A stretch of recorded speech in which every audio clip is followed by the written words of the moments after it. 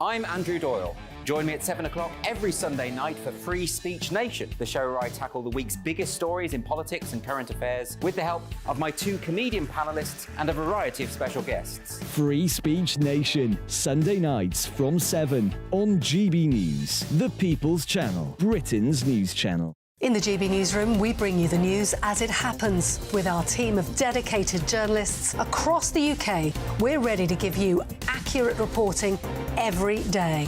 When the news breaks, we'll be there with bulletins on GB News, the People's Channel, Britain's news channel. Wake up to the headlines with Headliners every morning at 5 a.m. We treat you to the day's biggest stories before anyone else, 7 days a week. You can catch up on everything you need to know before you've even had your kippers. Headliners every morning at 5 a.m, only on GB News, the People's Channel, Britain's news channel. GB News, unlike other broadcasters, isn't obsessed with the London-Westminster bubble. We think there's a nation beyond the M25, and that's why we talk about the issues that matter across the land. Join me on State of the Nation, 8 to 9 o'clock, Monday to Thursday, on GB News. Daisy's listening, and you should too.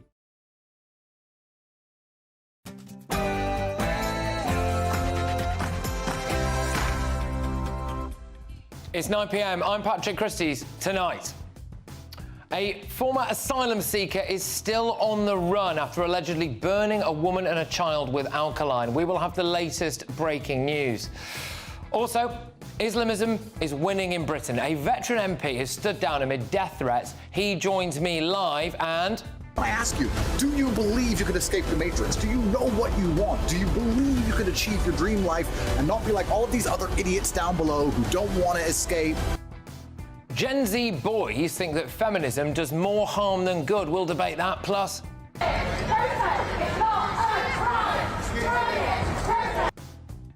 Find out what happened to Greta Thunberg as she appeared in court today. And one more for you.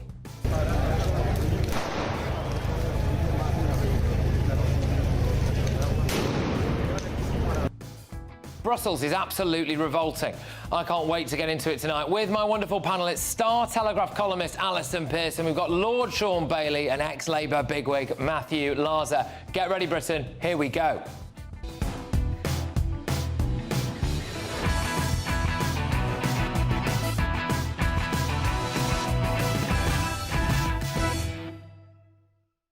Former asylum seekers on the run and Islamists making threats. Next.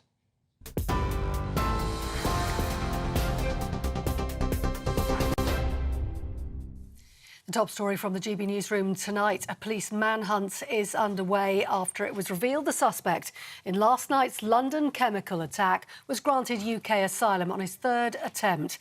It's understood Abdul Ezedi failed twice in previous asylum applications but was eventually successful. The suspect is still on the run tonight after injuring a mother and her child with a corrosive substance and then fleeing the scene immediately after the attack himself. Police have released a new image of Ezedi's last known sighting showing he has a significant injury himself on the right side of his face. The 35-year-old is believed to be from the Newcastle area and police are appealing to the public, particularly those in the northeast, to report any sightings. Meanwhile, the number of migrants crossing the English Channel is up 13% compared with this time last year. More than 1,300 people arrived in small boats last month. That's the highest January total since records began in 2018 and compares with the 1,100 migrants recorded arriving in January last year. Just yesterday, 278 people made the journey in 6 small boats. A couple is expected to stand trial over the alleged arson attack on Justice Minister Mike Freer's constituency office in London. The pair deny the charges. The Tory MP for Finchley and Golders Green described the incident as the final straw that made him quit after receiving a series of death threats. Downing Street today called the vitriolic hatred he's faced as an attack on British democracy. And as you've been hearing, hundreds of farmers have been protesting outside the EU's headquarters in Brussels today. They're demanding better prices for their produce and less EU red tape. France has been at the centre of a growing dispute across Europe, with tens of thousands of farmers staging demonstrations in Germany, Poland, Belgium and Italy. This protest today in Belgium saw farmers demanding environmental regulations be relaxed and protection against cheap imports. More than half of university students used AI to help them with their studies. That's according to the UCAS admissions service, which surveyed more than 1,200 undergraduates. Meanwhile, a separate report from the Higher Education Policy Institute agreed that more than 1 in 8 undergraduate students used AI to generate text for their assignments. The study also found those with Asian ethnic backgrounds are also much more likely to have used generative AI than white or black students, while male students used it more than female students. And in the United States, Alec Baldwin has pleaded not guilty to involuntary manslaughter over the fatal shooting of cinematographer Helena Hutchins during the filming of Rust. The 65-year-old actor opted to plead not guilty a day before his court appearance in New Mexico, which is now not going to take place. Under the terms of his release, Baldwin can't possess firearms or drink alcohol. He was pointing a gun at Miss Hutchins during a rehearsal in 2021 when the weapon went off, killing her instantly. For the latest news stories, sign up to GB News Alerts by scanning the QR code on your screen or go to gbnews.com/alerts.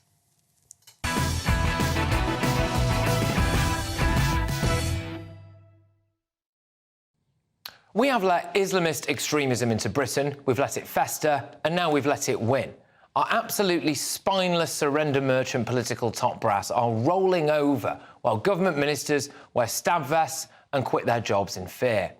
Veteran Tory Minister Mike Freer has had death threats from Islamists as well as an alleged arson attack on his office. The motive there has still not been established. He's standing down because he doesn't want to die. I cannot emphasise how important this is.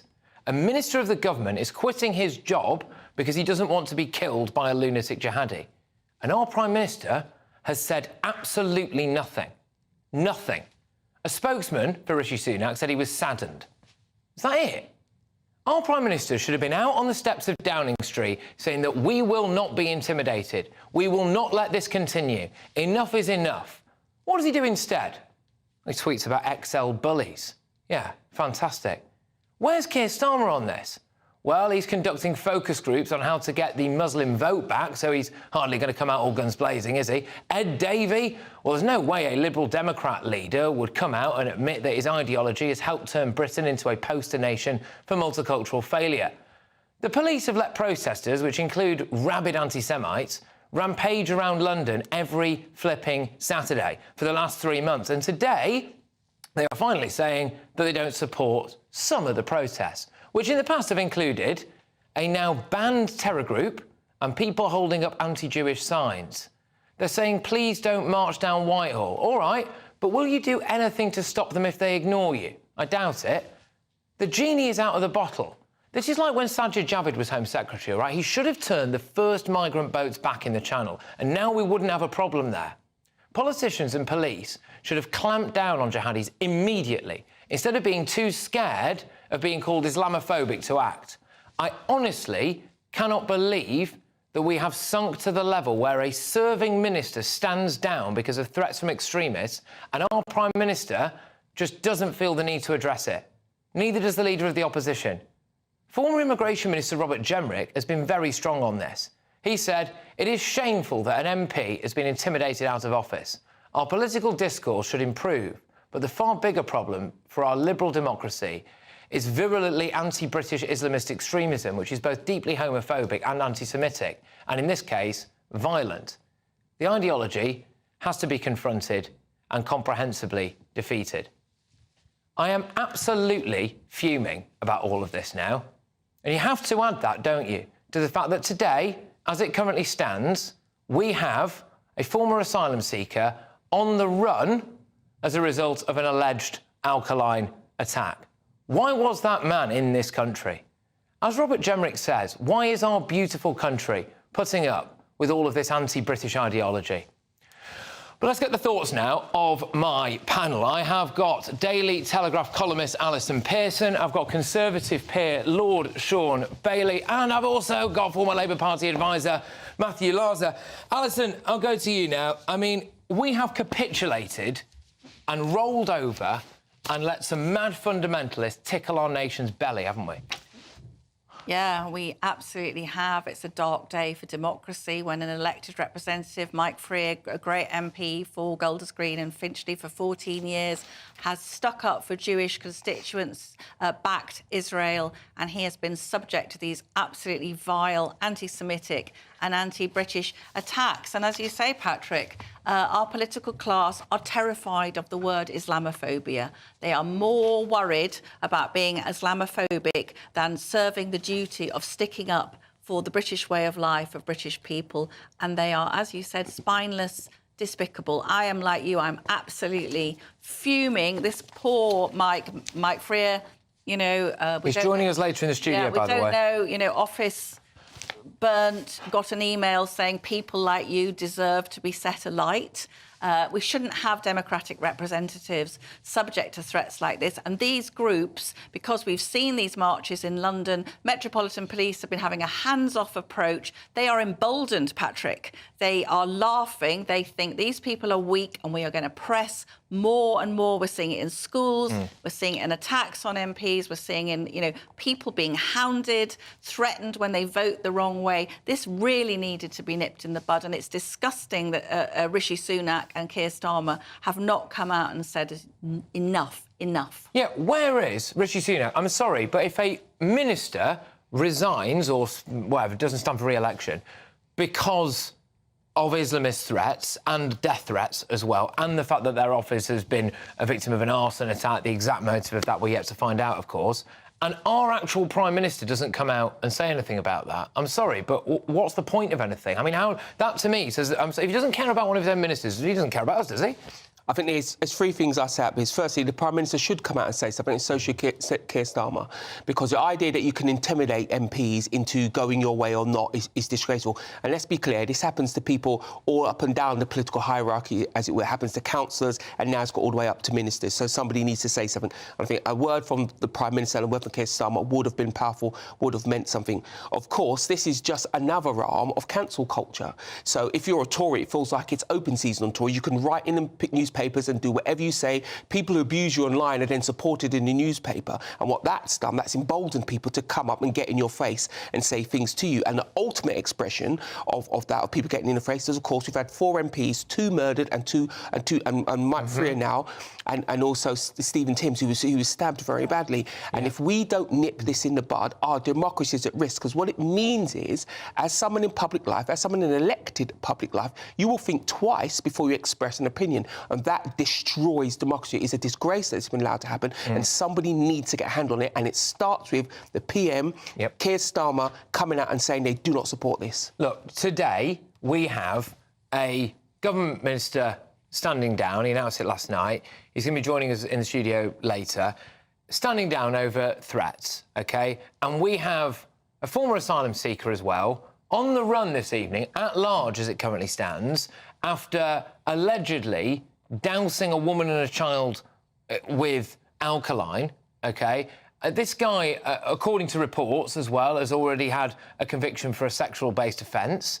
It was allegedly turned down for asylum twice, and then now he's... What on earth are we playing at? Well, look, Patrick, I can totally understand why people feel so angry about what's going on. And I think that both what we've heard about the case in Clapham and also totally the threats that Mike's had are absolutely outrageous. And I think we should hear more from the Prime Minister, and I think we should hear from Keir directly. I'm pleased the Speaker's spoken out, because that we all agree that the right to protest is vital. It's a right to protest outside an MP's office is vital. What isn't in order is what we've seen up and down the country with MPs from all parties. A lot of my Labour friends have been besieged in their offices. You know, a female MP who's a friend of mine, you know, in tears in her office because all that was between, you know, the protesters and them was one copper and that sort of flimsy shutter that you get on the, you know, get in a corner shop. And so, you know, we need to make sure that we have systems in place to protect our politicians so that they can speak out and that people don't feel, as Mike's made that very personal decision, that he can't carry on.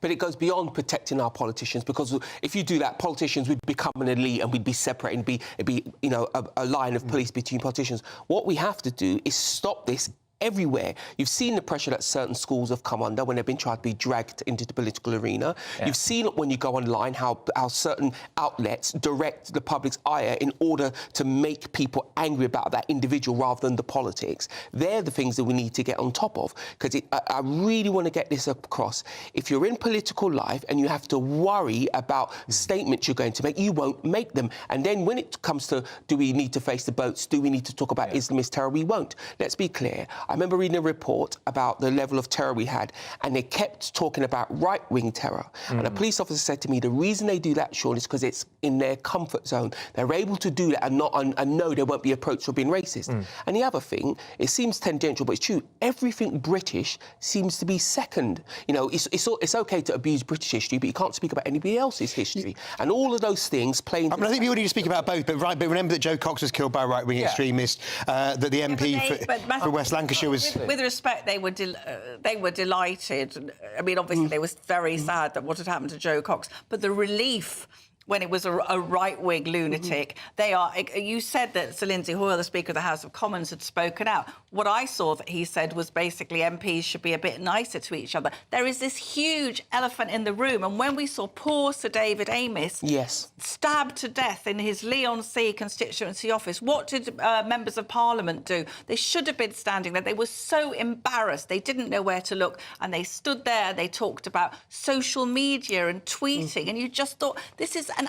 ideology is clearly a big part in this instance. They don't want to confront it because it's too big, and these people, they intimidate them. So it becomes a vicious circle where no one will talk about it. Everyone shouts Islamophobia to shut people up, and we cannot be. These people, they do not want to fit into Britain, Patrick. They want Britain to fit into them. I think the concern for a lot of people, and I think it's a very valid concern, is if we have imported and allowed to fester and then become homegrown as well, a medieval ideology and people who are also deranged, why are we having to live like this? Everyone can see it coming. Everyone can talk about it. We're all shouting about it. Why are we having to pay the consequences for it? I just want to say again, a little bit later on in the show, not so long now, we are going to be joined by Mike Freer, that MP who has had to walk around wearing a stab vest. Now he's stepping down as a result of death threats, etc. So we're really keen to get his views on all of that. And a little bit later on in the show as well, we're going to be talking to a top cop as the manhunt continues for this former asylum seeker who is on the run after allegedly dousing a woman and a child in a corrosive substance on the streets of Britain. I'm also going to be joined by a very brave acid attack survivor to get their story about what happened to them and the kind of impact that it's had on their lives. Look, gear change now, because this is certainly a lot more positive. Time for our brand new Great British Giveaway, a chance to win £18,000 in cash. Here's all the details that you need for a chance to make that yours. This is your chance to win £18,000 cash in our very latest Great British Giveaway. Cash to spend on anything you like. That's like having an extra £1,500 in your bank account each month for a whole year. What would you use that for? It could go towards your mortgage or rent, buy monthly treats, or just send some of those day-to-day financial stresses packing. For your chance to win £18,000 in tax-free cash, text GBWIN to 84902. Text costs £2 plus one standard network rate message, or post your name and number to GB02 PO Box 8690 Derby DE1 9TT. UK only. Entrance must be 18 or over. Lines close at 5 p.m. on Friday the 23rd of February. Full terms and privacy notice at gbnews.com/win. Good luck. Still to come, I interview the man himself. Mike Freer MP is live in the studio to explain why he simply cannot go on as an MP. But up next, researchers found that it's a view increasingly being held by Gen Z boys that feminism has done more harm than good. What's all this about? Anime Manga goes head-to-head with Pearl Davis, and Connor Tomlinson drops in as well to give the male Gen Z view. This is Patrick Christys tonight. We are only on GB News.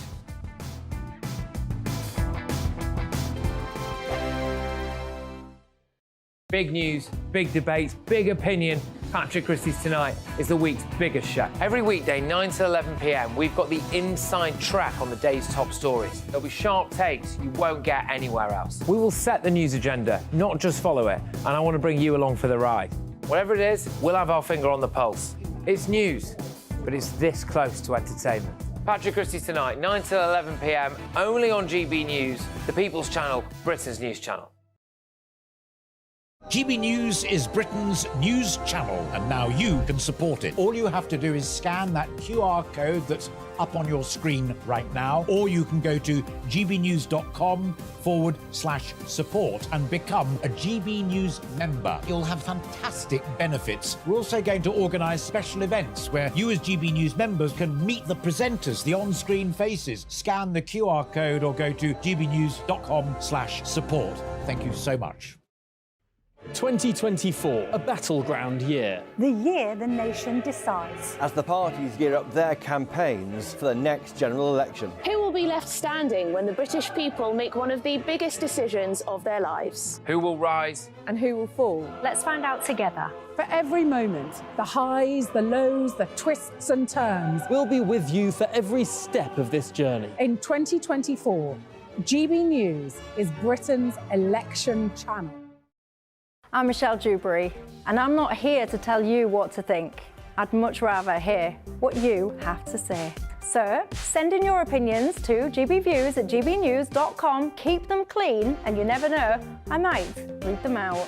With my panel here on Jubes & Co, we debate, we get stuck into the issues of the day on a show where all views are welcome, especially yours. GB News, the People's Channel, Britain's news channel. I'm Christopher Hope. And I'm Gloria Di Piero, bringing you PMQ's Live here on GB News. Every Wednesday, we'll bring you live coverage of Prime Minister's questions when Rishi Sunak and Sir Keir Starmer go head-to-head in the House of Commons. We'll be asking our viewers and listeners to submit the questions that they would like to put to the Prime Minister, and we'll put that to our panel of top politicians in our Westminster studio. That's PMQ's Live here on GB News, Britain's election channel. In the GB Newsroom, we bring you the news as it happens. With our team of dedicated journalists across the UK, we're ready to give you accurate reporting every day. When the news breaks, we'll be there with bulletins on GB News, the People's Channel, Britain's news channel. Your weekend starts here with Friday Night Live with me, Mark Dolan, 8 till 9 on GB News. Big stories, big guests and big laughs as we get you ready for a cracking weekend. That's Friday Night Live with Mark Dolan. Fridays 8 till 9 on GB News. Bring your own drinks. The admission's free. Good afternoon, Britain. Good afternoon, Britain. Join us, Tom and Emily, To find out what's happening in the heart of Westminster. and why it matters to you. Weekdays from midday, we bring you the most compelling stories from across the United Kingdom. And from your doorstep to our inbox. That's right, we want to hear from you. GB News, Britain's news channel.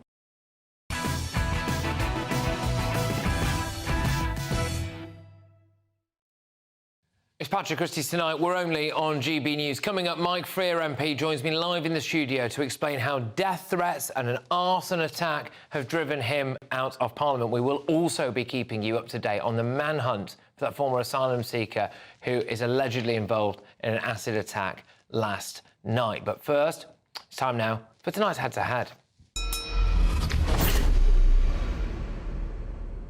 So a new poll has revealed that Gen Z or Gen Z, I don't know how I'm supposed to say it, and British boys and men are more likely to believe that feminism has done more harm than good when compared with older respondents. So the polling also found that a quarter of UK males aged 16 to 29 believe it's harder to be a man than a woman, with 1 in 5 looking favourably upon controversial influencer Andrew Tate. 37% of them also agree that the phrase toxic masculinity is unhelpful. So, with Gen Z boys increasingly holding this view, has feminism done more harm than good? Let me know your thoughts. Email me, gbviews@gbnews.com, tweet me @gbnews, and make sure you take part in our poll. But I'll bring you those results shortly. Going head-to-head on this tonight are author and commentator Anna May Mangan and YouTuber and social media influencer Pearl Davies. Both of you, thank you very much. Pearl, I'll start with you. Has feminism done more harm than good, especially when it comes to these Gen Z boys? Yes, it has. Feminism really has turned into a bunch of crybaby women that want to complain that we're not given equal opportunity when really women are given more opportunity than men. And so, yeah, I would say feminism is a hate group and it's a bunch of crybaby women. Anna, would you like to come back to that? Crybaby women feminism, apparently. So we've got a right lad with us tonight with Pearl and her opinions, haven't we?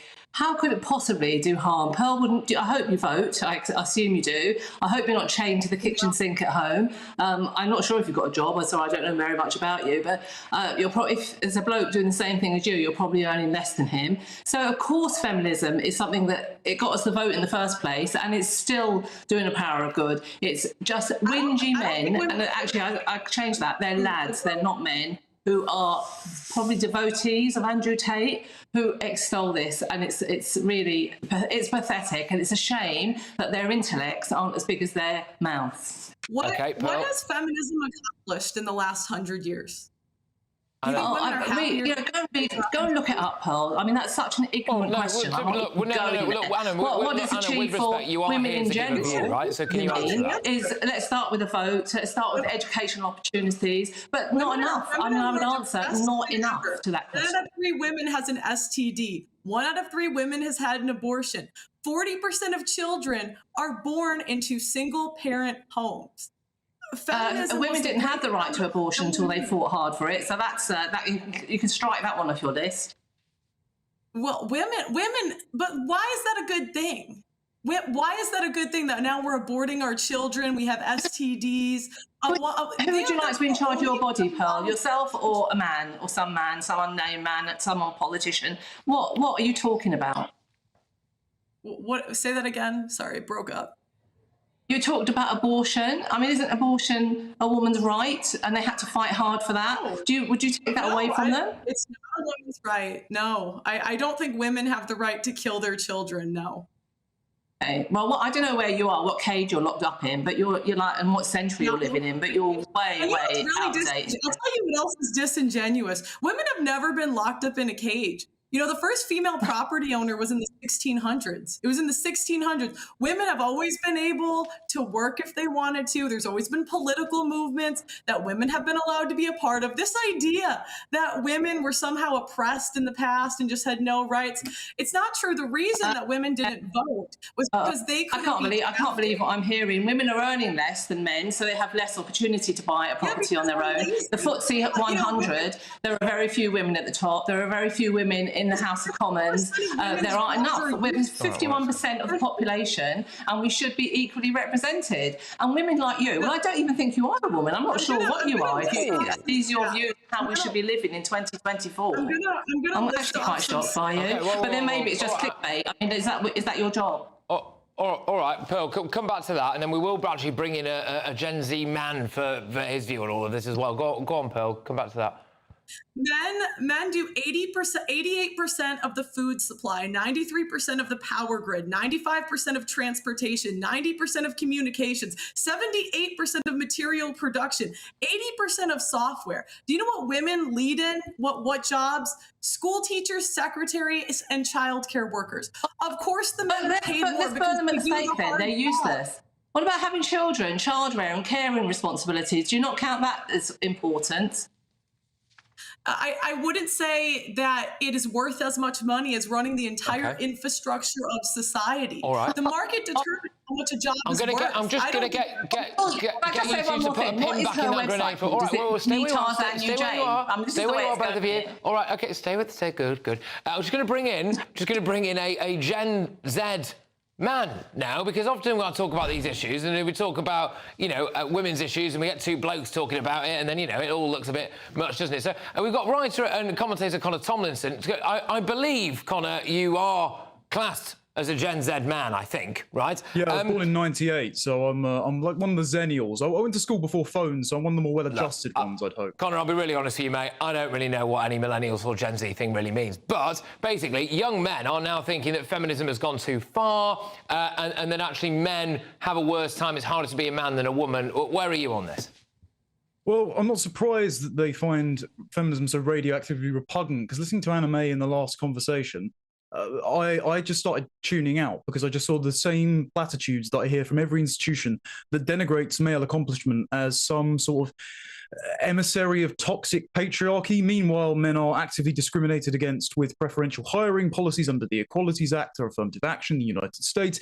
They're discriminated against in family courts, leading to many men growing up without a father. In certain communities, it's up to 70%. It's about nearly 50% of children in the UK grow up between two households, often without their father present. It's not very good for young men either. And then on top of all that, when they are bottom of the achievement pile for colleges, picked last for various jobs because of preferential hiring again, they're told that even if they stick their head above the parapet and complain, well, they're just being misogynistic. So it's not shocking that they're frustrated by this. But I will say one quick thing, if I may, and I appreciate everything that Pearl has said here. But Pearl is part of a cohort of new inheritors of the manosphere mantle who say that they want to speak for men. This is like Fresh and Fit and the whatever podcast and the like. The problem with this is that it's kind of weaponizing male resentment, and it's not teaching them to be responsible husbands and fathers. Instead, it's saying you should go and work a corporate job and get a harem of women out in Dubai and intimidate them into being attracted to you, just like Andrew Tate. I don't think that's a helpful message from anyone. Okay. Look, firstly, I'm going to go to Anna on this, and then we'll let Pearl respond to all of that, obviously. Anna, you've heard what Connor's said there. That's Connor's lived experience, right? Do you disagree with Connor's lived experience here? Of course I do. Only a man could make feminism about him. I mean, it really is nothing to do with men. It's about moving women forward, and men should welcome it. That real men will welcome it, starting in the domestic setting and then moving out into the world, into business, into education, into culture. It should all be a joint thing. So it's about women, but it needs everybody to get on board. So what you've just said is a load of nonsense. Okay, all right. Pearl, I think a lot of people might think, you know, what Connor's just said about you there is quite unfair. Look, your views on this? Well, what did he say about me that was unfair? Well, I think, forgive me, I don't want to paraphrase here, but maybe say that there was a bit of a lack of authenticity or something like that, you know, maybe kind of pitting men against each other. But I don't know if that's necessarily true, is it, Pearl? I mean, you seem to be honest with you, pretty genuine and cast ironing your views, aren't you, really? I mean, I know a lot of the guys that run these shows, these women are coming in their own free will. So I don't really understand how that's like utilizing male resentment. But what I actually wanted to address more importantly, why should women be propped up? Why? Why do we need to be pushed forward? If you are a competent woman, you have every opportunity that you could possibly have. I don't need feminists to push me up because I'm smart and I do well on my own. You know, all I'm hearing from feminists is a bunch of excuses.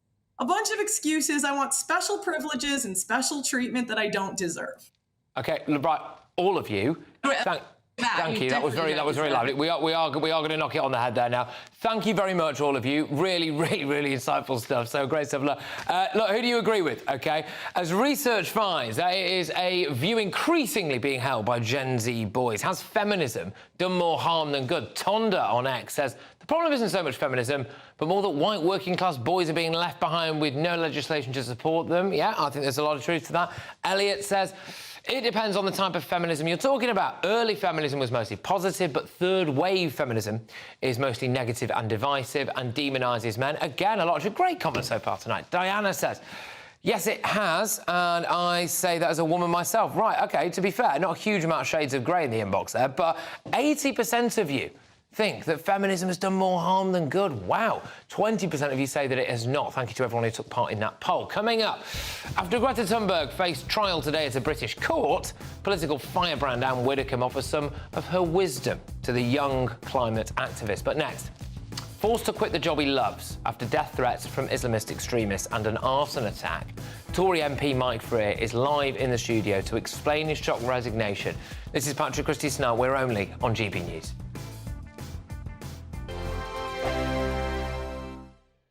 Good afternoon, Britain. Good afternoon, Britain. Join us, Tom and Emily, To find out what's happening in the heart of Westminster. and why it matters to you. Weekdays from midday, we bring you the most compelling stories from across the United Kingdom. And from your doorstep to our inbox. That's right, we want to hear from you. GB News. Britain's news channel.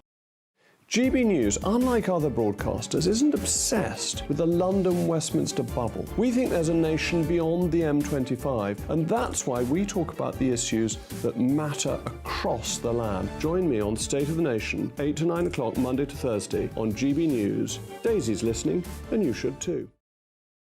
Every Sunday from 11, join Michael Portillo. There will be topical discussion, looking at the week before and the week to come. So kick back and relax at 11 a.m. on Sundays on GB News with me, Michael Portillo. GB News, the People's Channel, Britain's news channel. In the GB Newsroom, we bring you the news as it happens. With our team of dedicated journalists across the UK, we're ready to give you accurate reporting every day. When the news breaks, we'll be there with bulletins on GB News, the People's Channel, Britain's news channel. Wake up to the headlines with Headliners every morning at 5 a.m. We treat you to the day's biggest stories before anyone else, 7 days a week. You can catch up on everything you need to know before you've even had your kippers. Headliners every morning at 5 a.m. only on GB News, the People's Channel, Britain's news channel. I'm Andrew Doyle. Join me at 7 o'clock every Sunday night for Free Speech Nation, the show where I tackle the week's biggest stories in politics and current affairs with the help of my 2 comedian panellists and a variety of special guests. Free Speech Nation, Sunday nights from 7 on GB News, the People's Channel, Britain's news channel. Big news, big debates, big opinion. Patrick Christys Tonight is the week's biggest show. Every weekday, 9 to 11 p.m, we've got the inside track on the day's top stories. There'll be sharp takes you won't get anywhere else. We will set the news agenda, not just follow it, and I want to bring you along for the ride. Whatever it is, we'll have our finger on the pulse. It's news, but it's this close to entertainment. Patrick Christys Tonight, 9 to 11 p.m, only on GB News, the People's Channel, Britain's news channel. Now then, Lee Anderson here. Join me on GB News on my show, The Real World, every Friday at 7 p.m. I'm not eating bloody cat. Are you Delicious. mental? Open your mouth. OK, here comes a train. Reminds me of the scene in Singing in the Rain. Adam, is that a good one? Whoa! Join me at 7 on GB News, Britain's news channel. When the news happens, it happens here. And really important breaking news. Breaking news this morning. On TV, radio and online, the news starts here on Britain's Newsroom. All the biggest stories and the answers that you need from across the UK and beyond. Join Britain's Newsroom from 9:30 on GB News. The People's Channel, Britain's news channel. Have a great Saturday night with me, Leo Curse, on the Saturday Night Showdown. It's a crazy world out there, so come and make fun of it with me, my panel of comedians, and a couple of people who actually know what they're talking about. This Saturday Night Showdown is your front row ticket to the clown show every Saturday, only on GB News, the People's Channel, Britain's news channel.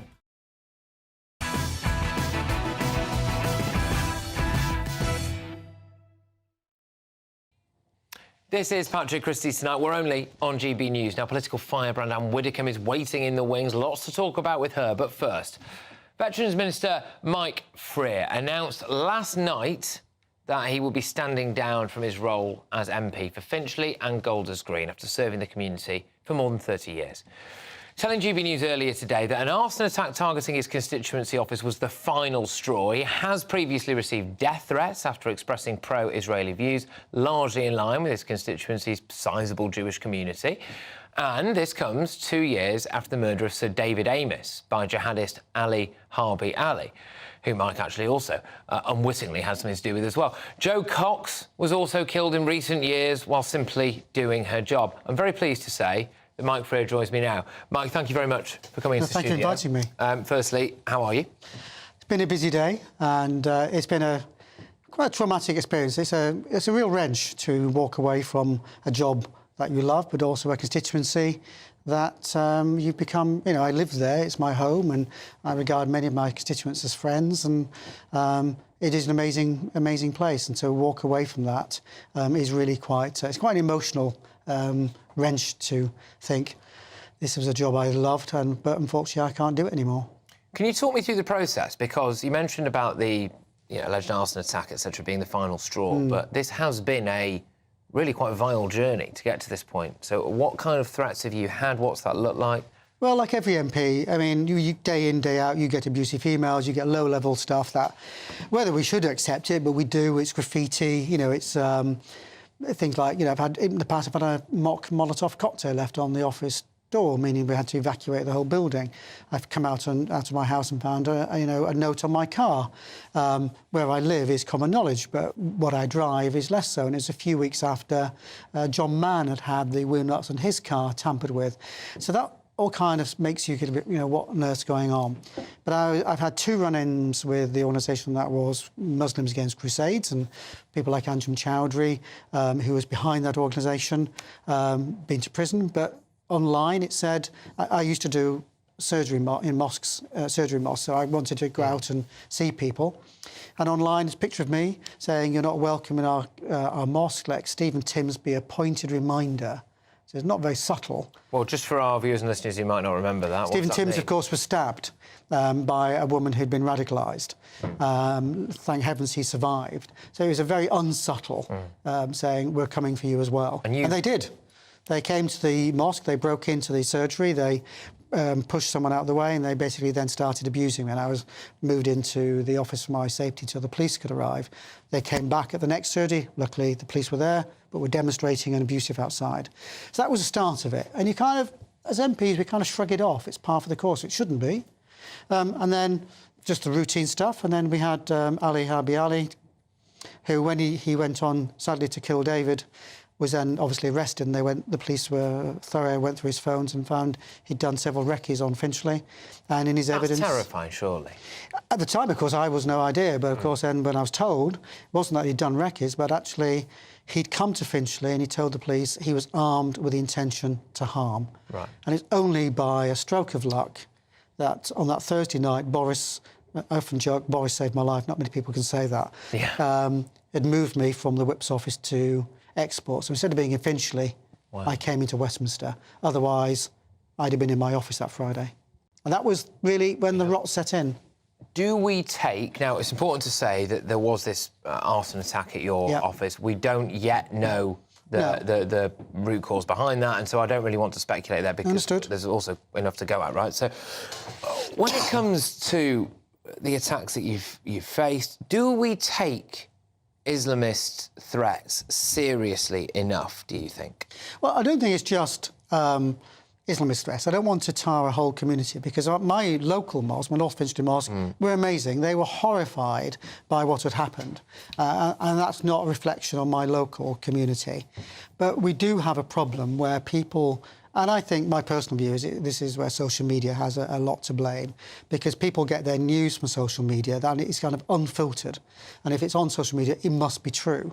But the social media companies really don't do enough to take harmful content off, or when you complain about something that's on there, basically either you don't get an answer to your complaint or nothing happens. And so I think there's 2 parts. One is social media with content that allows people to be indoctrinated. And I think, and beyond that, a slightly broader problem we have is, we do need to do far more to ensure that people in the UK sign up to our British values. I'm a gay man. That's not that was one of the reasons why Muslim Against Crusades also came after me, being pro-Israel and gay in a mosque. That's a whole different story. But it's like, I don't need you to like me. I don't need you to accept me, but I do need to understand that this is Britain and these are our values. And if you don't like it, well, that's going to be your problem. I don't expect you to come after me. One thing I was expecting was maybe Rishi Sunak to be a bit more vocal about this. Are you a bit disappointed that he hasn't made more of a statement, do you think? I think it's difficult for Rishi. I've spoken to him. In fact, I've just... we had an event for the Parliamentary Party, and to be fair, he was absolutely effusive about how this is not acceptable. But equally, for him, this is obviously a very personal decision. He understands the motivation for my decision. And to be fair to him, he's giving me lots of support, but also giving me a lot of space for me to handle it the way I want to handle it. So I wouldn't criticise the Prime Minister for that. OK, all right. And when we do have a look at this arson attack that took place at your constituency office. Again, we don't know the motives behind that at the moment, or certainly not publicly. But can you just talk me through what happened in terms of what that was like for you? Well, I don't think I can. I appreciate that. There's a court case going on. 2 individuals have been arrested. They're in prison on remand awaiting trial, and they've not really commented. So at this stage, we don't know more than that. Yep. The police and the fire brigade were exemplary in terms of responding. But what he's done is, for me, it's like, the alarm goes off on Christmas Eve. Oh, here we go, another false alarm. I won't go to the office on my own at night, so Angela, my husband, came with me. And then we'd pull up and see the whole area cordoned off and fire engines. And you just stand and watch the back of your office burning with a massive police and fire presence. And then you see the damage afterwards and you think, why does someone do this? Is it just random? Is it because of me? And you can't divorce it from what's gone before. So I might be jumping to conclusions. We'll see what the court trial. But from my point of view, it's a pattern of behaviour now. And Angela, my husband, quite rightly said, this is enough. This has got to stop. So this decision, was it driven a bit by your husband as well? I mean, because it must have, but also I did want to ask you this actually, which is that, this must have had a huge impact. It would, on anyone close to you. If it was my fiancée, for example, or anything like that, absolutely, I'd be going out of my mind, So what was that like in the home, if you don't mind me asking? It's difficult because, obviously, as MPs, we kind of shrug it off a bit, rightly or wrongly. But we forget the impact, not just actually on our partners, but also on our staff who have to deal with it on a day-to-day basis. They're the ones who answer the phone and open the door. But, when you come home and, your spouse and partner is worried about your safety, and after the Ali Habibi Ali incident, Angela doesn't let me walk in the streets to the tube station. He wants to drive me to the tube. If he even likes me on the tube, I tend to drive to work now. But if I am on the tube, he wants to pick me up. It's like, well, what are you doing today? Wanting to know, are you inside? Are you outside? And also, when I do, like many MPs do, what's called supermarket surgeries, you stand by the door, you allow people to come and talk to you. He'll see me in a stab vest. And so, it's been tough on him. Just on that, just one more with you, if that's all right, which is the stab vest point, the calls for more security for MPs and what that would look like in practice, I don't know, a personal bodyguard for every MP or whatever. Where are you on that? Because, this is something to consider now, isn't it, for people? Lucky is probably the wrong word, but, after the number of incidents, my office is a fortress. So is my home. After the big incident with the guy that went on to kill David, my house was kind of ripped apart. But that's fine. But actually, where you're more vulnerable is when you're travelling to the office, when you're out and about doing your school visits, doing your supermarket surgeries. That's where you're more vulnerable, when you're just doing your shopping. So security is fine, but it doesn't solve the root cause. So just wrapping us in, a ring of steel, it's just a symptom. What is causing people to feel that MPs are, it's open season on MPs? That's the issue that needs to be addressed. I just think it's absolutely desperate state of affairs if we've got good people like yourself who feel as though they can't serve a community anymore, then something has gone incredibly, incredibly wrong, and I'm very fearful. But thank you very much for coming in. Thank you for inviting me. And look after yourself, obviously, and hopefully we'll stay in touch as well going forward. That's Martin Freer there. MP, gosh, well, look, coming up. Have you seen this man? 35-year-old Abdul Azidi has been named by police as the alleged chemical attacker of a mother and her 2 children. He's believed to be from, or at least living in, the Newcastle area.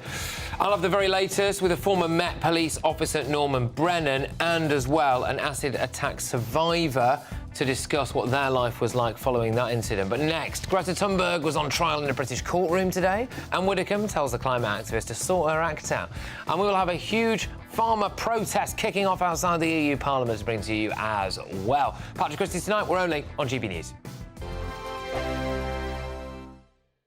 2024, a battleground year. The year the nation decides. As the parties gear up their campaigns for the next general election. Who will be left standing when the British people make one of the biggest decisions of their lives? Who will rise? And who will fall? Let's find out together. For every moment, the highs, the lows, the twists and turns. We'll be with you for every step of this journey. In 2024, GB News is Britain's election channel.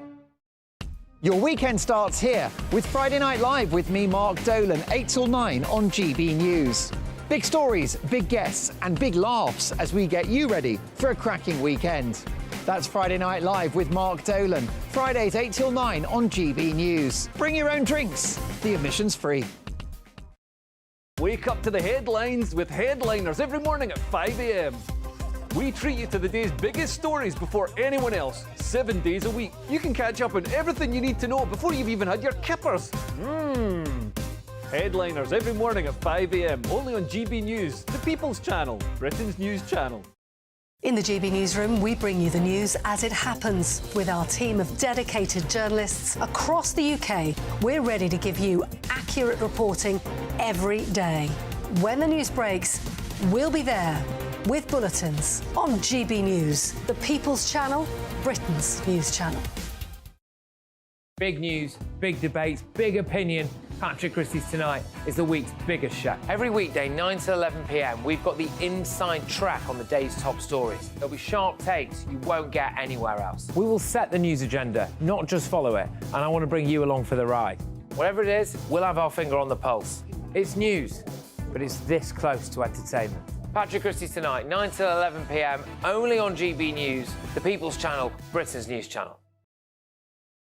Good afternoon, Britain. Good afternoon, Britain. Join us, Tom and Emily, To find out what's happening in the heart of Westminster. and why it matters to you. Weekdays from midday, we bring you the most compelling stories from across the United Kingdom. And from your doorstep to our inbox, That's right, we want to hear from you. GB News, Britain's news channel. GB News, unlike other broadcasters, isn't obsessed with the London-Westminster bubble. We think there's a nation beyond the M25, and that's why we talk about the issues that matter across the land. Join me on State of the Nation, 8 to 9 o'clock, Monday to Thursday, on GB News. Daisy's listening, and you should too. I'm Andrew Doyle. Join me at 7 o'clock every Sunday night for Free Speech Nation, the show where I tackle the week's biggest stories in politics and current affairs with the help of my two comedian panellists and a variety of special guests. Free Speech Nation, Sunday nights from 7 on GB News, the People's Channel, Britain's news channel.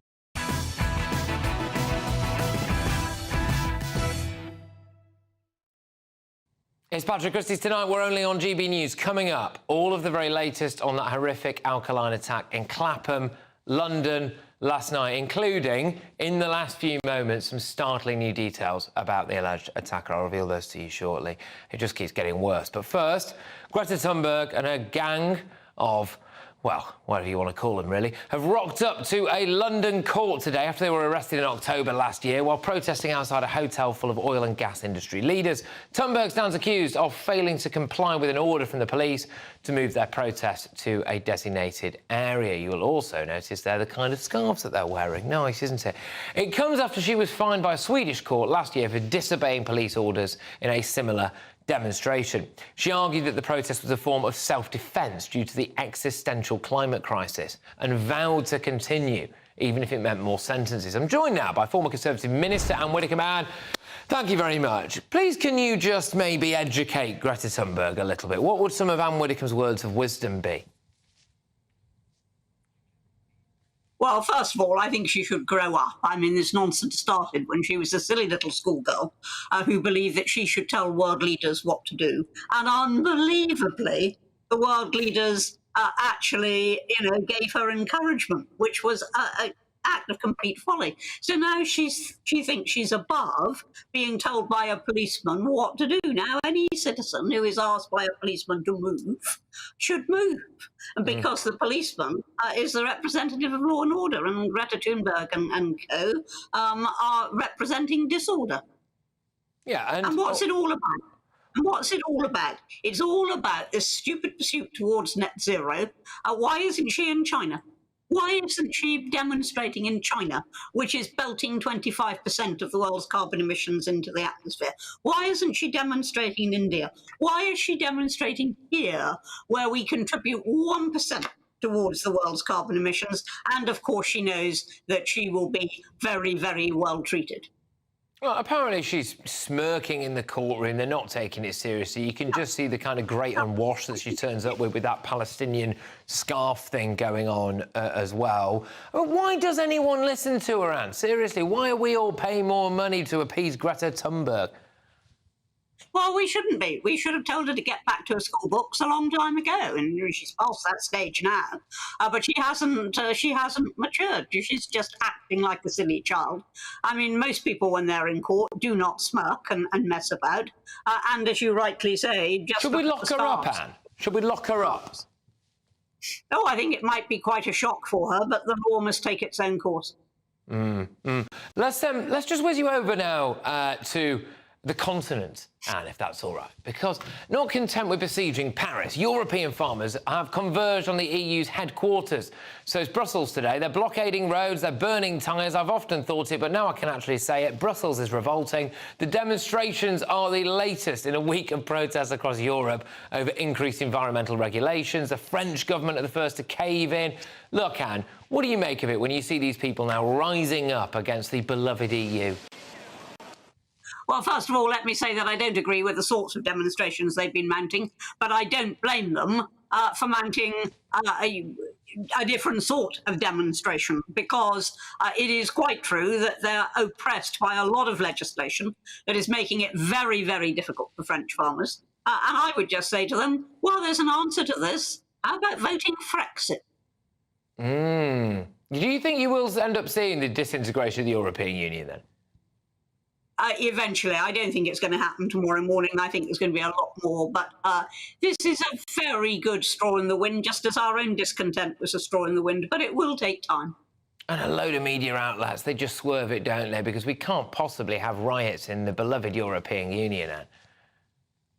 Oh, well, the French have always been prone to riot if they felt like that. They've always been prone to demonstrate against the Brits. Do you remember when they were burning animals? You know, so, I mean, that is in the French nature. That's how they demonstrate. But yes, I mean, I'm not pleased to see, as I say, the nature of the demonstration, but I'm quite pleased to see them making their views very, very loudly known to the EU itself. So they can be ignored by a load of people they never even voted for. But Anne, thank you very, very much. Look, always a pleasure. You take care. That's the wonderful Anne Widdecombe there. Now, look, coming up, we are giving in to extremists. I'm absolutely fuming about everything that's taking place in this country at the moment. Konstantin Kisin speaks out after his run-in with a pro-Palestine rabble-rouser on BBC Question Time. But next, GB News understands that the alleged chemical attacker currently on the run is a former asylum seeker who had his appeal for asylum rejected twice. I also have some absolutely startling revelations for you about this guy. More and more is coming out. Previous criminal history as well, and you will not believe how he got into Britain. We've got all the very latest on that story gripping the nation. It's Patrick Christys tonight. We are only on GB News, and after that as well, I will be joined by a very brave survivor of an acid attack. That is, of course, in the line of what happened last night, allegedly, in Clapham. Keep it GB News. That warm feeling inside from Boxed Boilers, sponsors of weather on GB News. Good evening, I'm Alex Berkel. Here's your latest GB News weather forecast. Through the end of the week, it is going to be largely cloudy, mild, but also windy, because we have a tight pressure gradient across the UK. An area of high pressure to the south of us leading to a westerly flow, and that westerly flow will push the heavy rain that we saw across much of Scotland through today towards the east overnight, and we are going to drag in increasing amounts of cloud from the west. So some clearer skies towards the southeast to start the night means it may start a little chilly, a touch of frost, but as the cloud rolls in, we are going to see our temperatures lifting. So by the time many of us wake up tomorrow, it's going to be quite a mild start, some places already in double figures. Otherwise, as we go through Friday, and it's a much cloudier day than today for most of us, outbreaks of rain where the cloud is thick enough, particularly towards the west, perhaps something a bit more persistent across parts of Scotland into Northern Ireland for a time. In the east, this is where we have the greatest chance of some brighter skies and where it's going to be mildest, highs of around 14 or 15 Celsius. But you do need to factor in some strong winds, risk of gales in exposed spots and around higher ground too. On Saturday, it's going to be a cloudier, wetter picture across southern areas, staying mild here. A bit chillier further north though, albeit with some sunny skies and blustery showers could bring some sleet or snow over the higher ground of Scotland. Into Sunday, and I think the mild picture will become more widespread again, though it is looking quite cloudy with outbreaks of rain too. Bye-bye. Looks like things are heating up. Boxed boilers, sponsors of weather on GB News.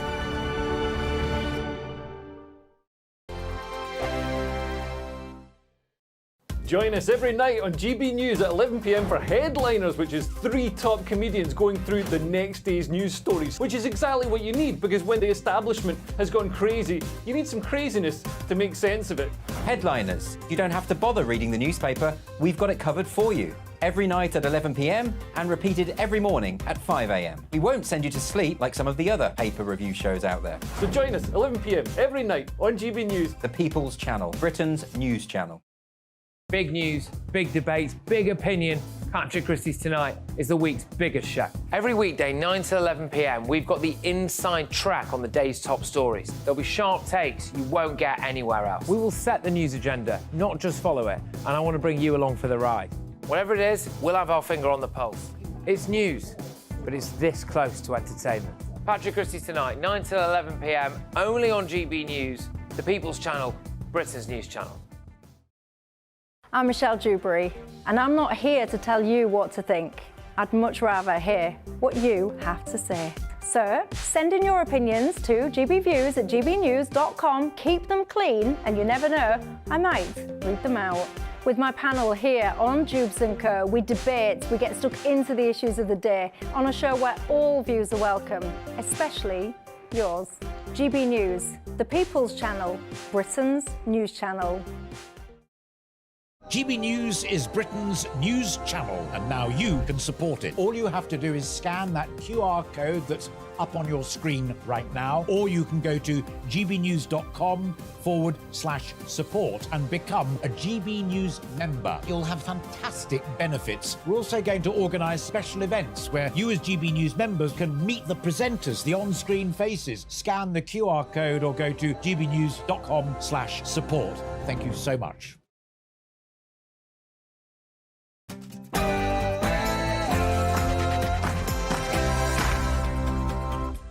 It's 10 p.m. I'm Patrick Christys. Tonight, an asylum seeker is still on the run after an alleged chemical attack. I talked to a top cop about the manhunt, and this brave man, Andreas Christoforos, was sadly doused in acid in a horrific case of mistaken identity. He tells us his story. Thank you very much for coming in. Also on the way tonight, remember this? You are saying shame on you for talking up Britain. And that is exactly the problem we're talking about. Okay. This is one of the best places to live in the world. Britain's most astute commentator, Konstantin Kisin, is live in the studio. Plus, a 13-year-old girl was saved from an arranged marriage to her cousin. I've got tomorrow's newspaper front pages for you today, and here to smash through all of this is star columnist at The Telegraph, Alison Pearson, Lord Sean Bailey, and Labour mouthpiece, Matthew Larzer.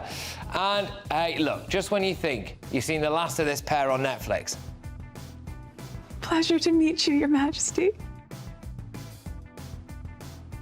Well, big Harry and Meghan news. Is there going to be a sequel? Get ready, Britain. Here we go.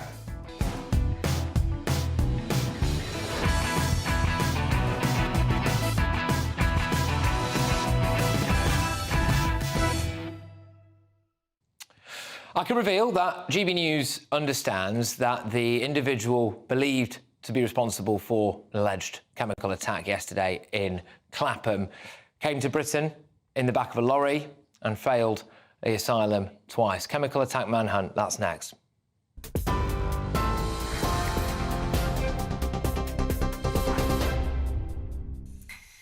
And the top story tonight, a police manhunt is ongoing tonight after it was revealed the suspect in last night's London chemical attack was convicted of sexual offences in 2018, going on to be granted UK asylum in 2021. It's understood Abdul Ezedi failed twice in previous asylum applications but was eventually successful on his third attempt. GB News also understands he got into the UK illegally by hiding in a lorry in 2016. The suspect, as I said, is still on the run tonight after injuring a mother and her child with a corrosive substance, then fleeing the scene immediately after the attack.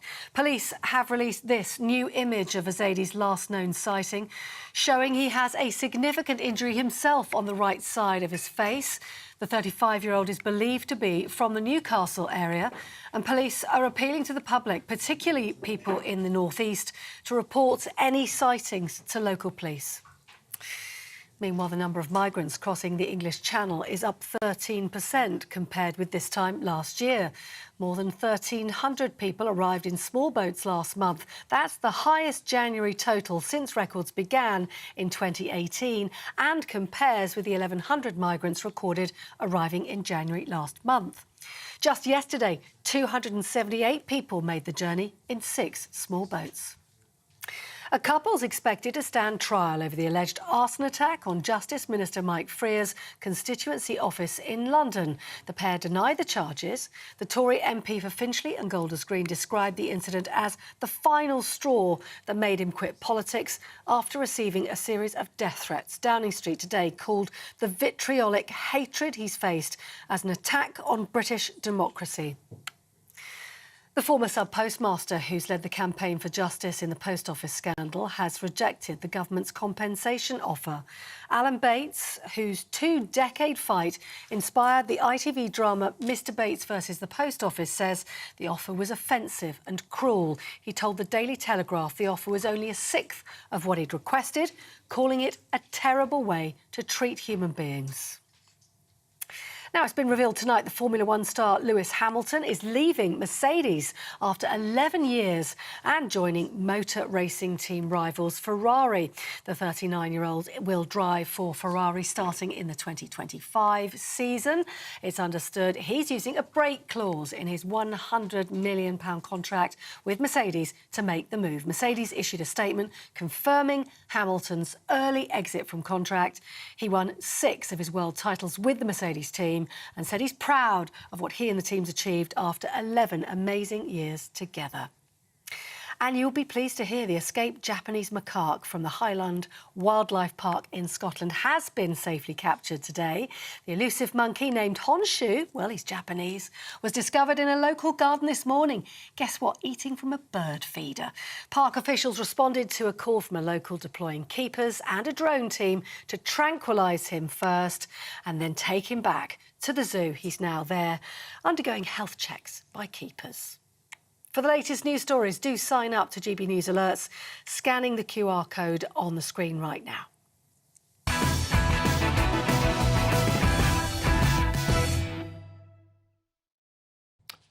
Let's get more now on last night's shocking chemical attack in South London. So police have launched a dramatic manhunt for 35-year-old Abdul Ezedi. Officers have warned the public not to approach Ezedi, who is believed to be residing in the Newcastle area, and said that he could have made his way back to the northeast. In the past few hours, the Metropolitan Police have released an image that showed damage to the right side of his face. I'd also like to warn you that some viewers may find that image distressing, but the Met say this is the last confirmed sighting of Ezedi in a Tesco supermarket on Caledonian Road in London at 8:48 last night. The force say that if you see him, call 999 immediately. Do not approach him under any circumstances. Well, it's emerged that he's come to the UK illegally in the back of a lorry in 2016. He'd been living in a rented property in Newcastle where a charity Action Foundation houses migrants to help them get on their feet. Their chief executive, Duncan McCauley, has spoken out. He said, we'd like to, first of all, express our sympathy to the people involved in this shocking incident. We can confirm that Abdul Ezedi was supported in rented property through our Action Letting project for refugees who've been granted leave to remain in the UK between the dates April 29 and 2022. In March, we understand that he then moved to other homeless accommodation in Newcastle.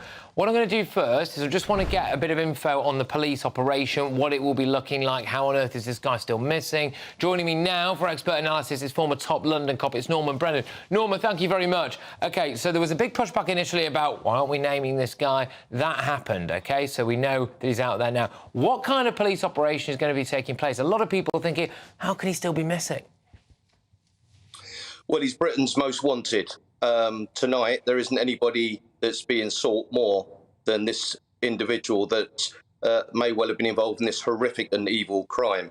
The police would have obviously looked at his phone, looked at his friends, where he lives. They would have scanned out his photograph and details of this individual to every airport, every port, every railway station, coach station, and any area where he has friends or associates. So really, Britain has been flooded. So this particular individual probably won't be able to hide for much longer. I'm personally expecting a fairly prompt arrest because he's lost. He's running now. He's out of ideas. He's injured, clearly in a lot of pain. So he can't go to hospital or can't go to a doctor's. He can't self-treat himself.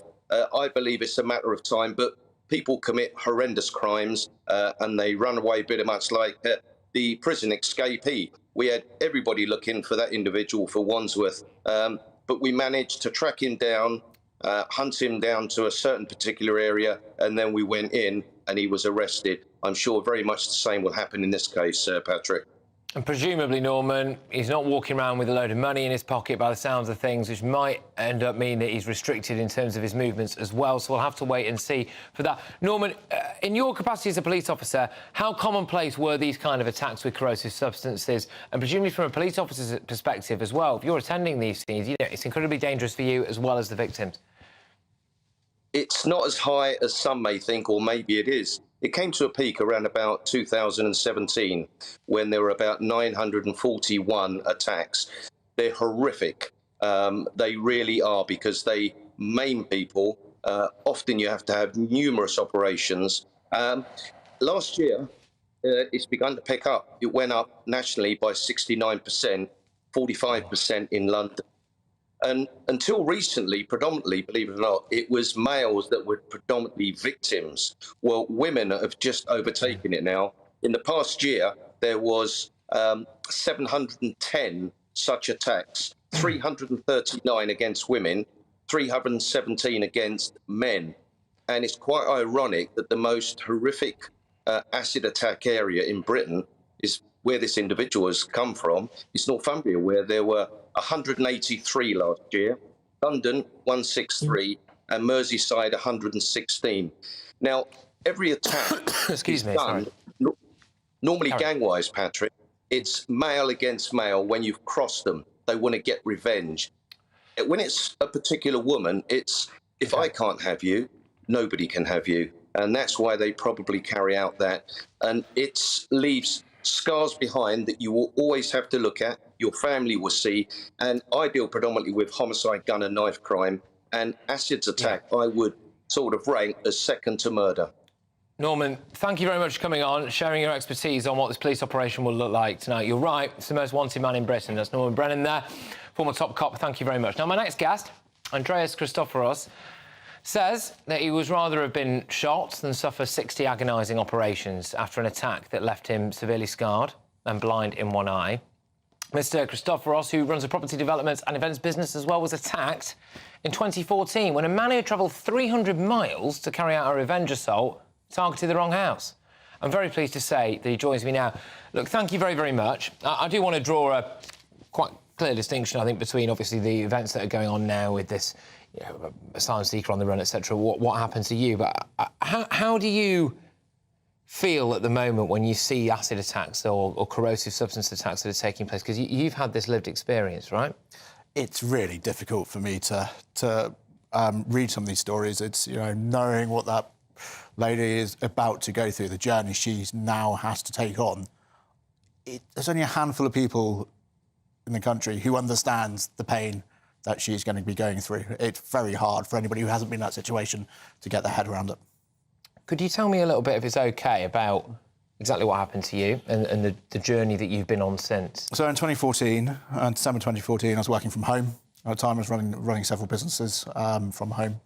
Living in Cornwall just before Christmas, we have couriers come to and from the house quite regularly. I had a knock on the front door. I went and opened it, as I would to anybody, and instantly received about a pint of sulfuric acid to my face, whilst my attacker, David Phillips, said, "This is for you, mate." He was stood about 2 foot down, and he threw it in an upward motion, so it came splashed on my left-hand side, more so from the way I opened the door. It hit the ceiling above me and rained acid down, and I have drop marks all down my back. As you can see, full facial scarring down my torso, scarring on my arms, and scarring down my back. Lost my sight in my left eye, and for a time I was very limited sight in my right, but thankfully to a lot of operations, I've got my sight back to quite a good standard on that eye. I knew instantly it was acid. When it hit me, I don't know how, but I knew. My T-shirt disintegrated. It just rolled away. I think that was the real telltale sign. I've worked around corrosive substances a lot in the hospitality industry, and I think that, as well, a lot of swimming pool chemicals, so, I've been very aware of in the past. And I knew there and then that I had just been attacked with acid. My wife had been up all night with my young son at the time, so she was in bed out of harm's way. And I yelled up to her, "Call 999, someone's just thrown acid in my face." Obviously, she was bewildered to what was going on. And I ran through the house, got to the kitchen, took off the clothing that I was covered in acid, and started dousing myself with as much water as I could. Not knowing that was the right thing to do at the time, it seemed logical. If I'd known what I know now, I would have gone and got in the shower and stayed there until the paramedics arrived. Oh, OK. And, look, it must have been, I imagine, just agony. It's an inexplicable pain. I've been asked to put it into words so many times, and it's so difficult. It's not like being burned with fire. Your skin, my skin, it swelled up very quickly, but it felt dead. It felt touched, like it just didn't feel like my face anymore. But it was agonising pain, absolutely agonising pain. And since then, you've had around 60 operations, is that right? I stopped counting. Right. A long time ago. Yes, the NHS saved my life. They really did. Morriston, I got taken to...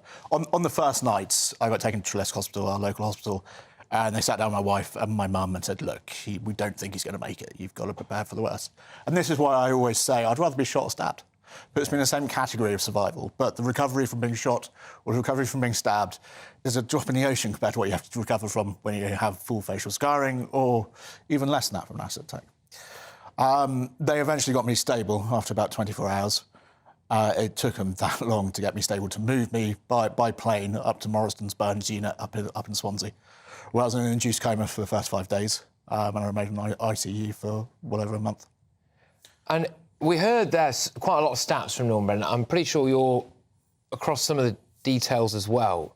It does appear as though acid attacks are becoming more frequent maybe than they were. What do you put that down to? I mean, or what can we do to stop it? Because it seems, I would imagine, it's quite an easy thing to get hold of, these kind of corrosive substances, It's... When I got attacked in 2014, that, for me, seemed like the start of a crime wave. From then, things just escalated quite badly. I've campaigned for years for tougher sentences. So my attacker, David Phillips, he was originally sentenced to life with a minimum term of 8 years. We appealed his sentence. I think the Attorney General had close to 70 appeals, all of the same nature.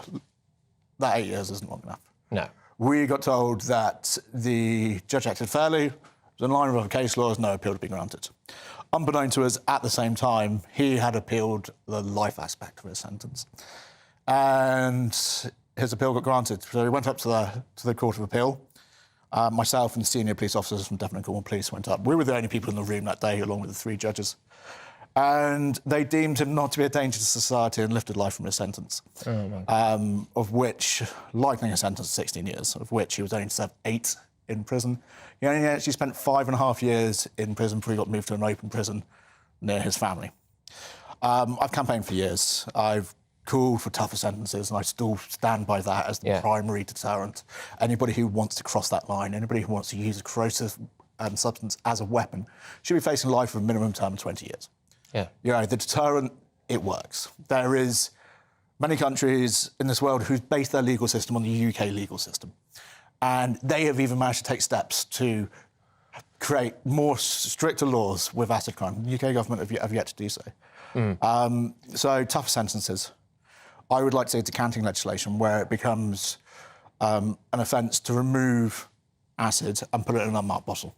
Yeah, because what are you planning on doing with that? There's no reason for that. And it's you know, you talk to people and it seems fairly simple.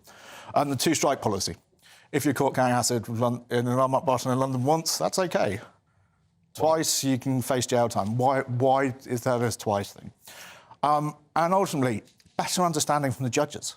I feel let down by the justice system. I feel let down by those 3 judges who deemed my attacker not to be a dangerous man. And I don't think that day they understood the severity of the injuries. I don't think they realised that in 10 years' time, I would still be this. I'd still be having regular surgery. I'd still be having regular hospital appointments. I've been backed up by 2 great charities, the Cage Piper Foundation and Face Forward in LA, who have picked up the pieces from then on. Now, can I just ask you, I'm going to get shouted at here because I'm aware that I'm a little bit over time, but I think this is really important, actually. There is believed to be a woman and, we understand, a child that have sadly got the latest, I think, is life-changing injuries, they said. I was just wondering if you could just give a little message to them. It's tough. Everybody handles their situation differently. And I would never have expected me to come through it the way I have. A big part of surviving, though, for me was normality. Chiselling out those moments of just watching trashy TV with my wife in an ICU. Just, you know, those moments to remind you that there's still a life there. And then you build back up on those and you keep building and you keep building. Look, thank you very, very much for coming in and speaking so openly and honestly about that. It is seriously much appreciated, so thank you very much. You take care. All right. Gosh, look, I've got a lot more coming your way over the course of this show. I'm going to be doing all of tomorrow's newspaper front pages today, so we'll keep you a little bit ahead of the curve when it comes to being on top of tomorrow's news. I'm also going to be speaking to Constantine Kissing, one of Britain's most forthright political commentators. He was on Question Time recently as well. But it is time now for the Great British Giveaway. You could win £18,000 cash-free, tax-free cash even. It'd be awful if it was cash-free, wouldn't it? Fancy a chance to make that yours. Here's how. We want to turn 2024 into 2020 more with your chance to win £18,000 in cash to spend however you like. You really could be the next big winner of our Great British Giveaway. Phil from West Yorkshire won our last one. Listen to his reaction when we gave him the news. I never won a penny in my life. Well, congratulations, you've won £10,000. Oh my God, wow. For your chance to win £18,000 in tax-free cash, text GBWIN to 84902. Text costs £2 plus 1 standard network rate message. Or post your name and number to GB02 PO Box 8690 Derby DE1 9TT. UK only. Entrance must be 18 or over. Lines close at 5 p.m. on Friday the 23rd of February. Full terms and privacy notice at gbnews.com/win. Good luck. OK, look. Good luck, everyone. But coming up, the very first of tomorrow's front pages for you with my passionate pundits, and I'm going to be joined as well by Constantine Kissing, absolutely fantastic political commentator right here in the studio. He's going to be talking about whether or not Britain's way of life is changing. He's speaking out. It's Patrick Christys tonight. We're only on GB News. Big news, big debates, big opinion. Patrick Christys tonight is the week's biggest show. Every weekday, 9 to 11 p.m, we've got the inside track on the day's top stories. There'll be sharp takes you won't get anywhere else. We will set the news agenda, not just follow it, and I want to bring you along for the ride. Whatever it is, we'll have our finger on the pulse. It's news, but it's this close to entertainment. Patrick Christys tonight, 9 to 11 p.m, only on GB News, the People's Channel, Britain's news channel. GB News is Britain's news channel, and now you can support it. All you have to do is scan that QR code that's up on your screen right now, or you can go to gbnews.com/support and become a GB News member. You'll have fantastic benefits. We're also going to organise special events where you as GB News members can meet the presenters, the on-screen faces. Scan the QR code or go to gbnews.com/support. Thank you so much.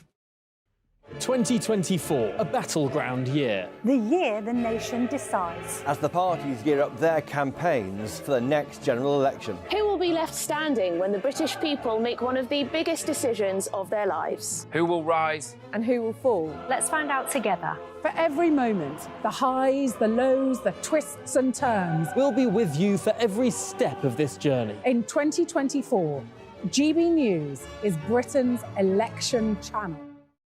I'm Michelle Dewberry, and I'm not here to tell you what to think. I'd much rather hear what you have to say. So send in your opinions to gbviews@gbnews.com. Keep them clean, and you never know, I might read them out. With my panel here on Jubes & Co, we debate, we get stuck into the issues of the day on a show where all views are welcome, especially yours. GB News, the People's Channel, Britain's news channel.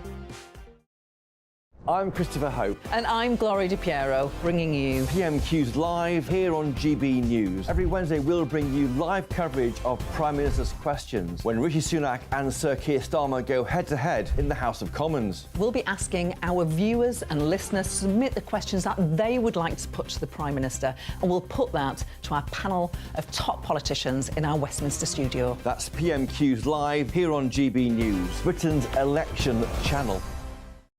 In the GB Newsroom, we bring you the news as it happens. With our team of dedicated journalists across the UK, we're ready to give you accurate reporting every day.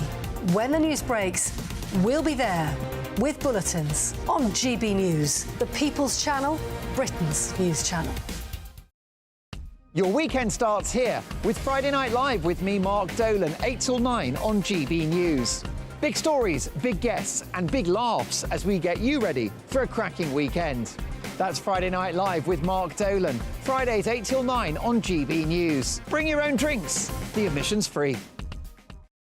Good afternoon, Britain. Good afternoon, Britain. Join us, Tom and Emily, To find out what's happening in the heart of Westminster. and why it matters to you. Weekdays from midday, we bring you the most compelling stories from across the United Kingdom. And from your doorstep to our inbox. That's right, we want to hear from you. GB News, Britain's news channel.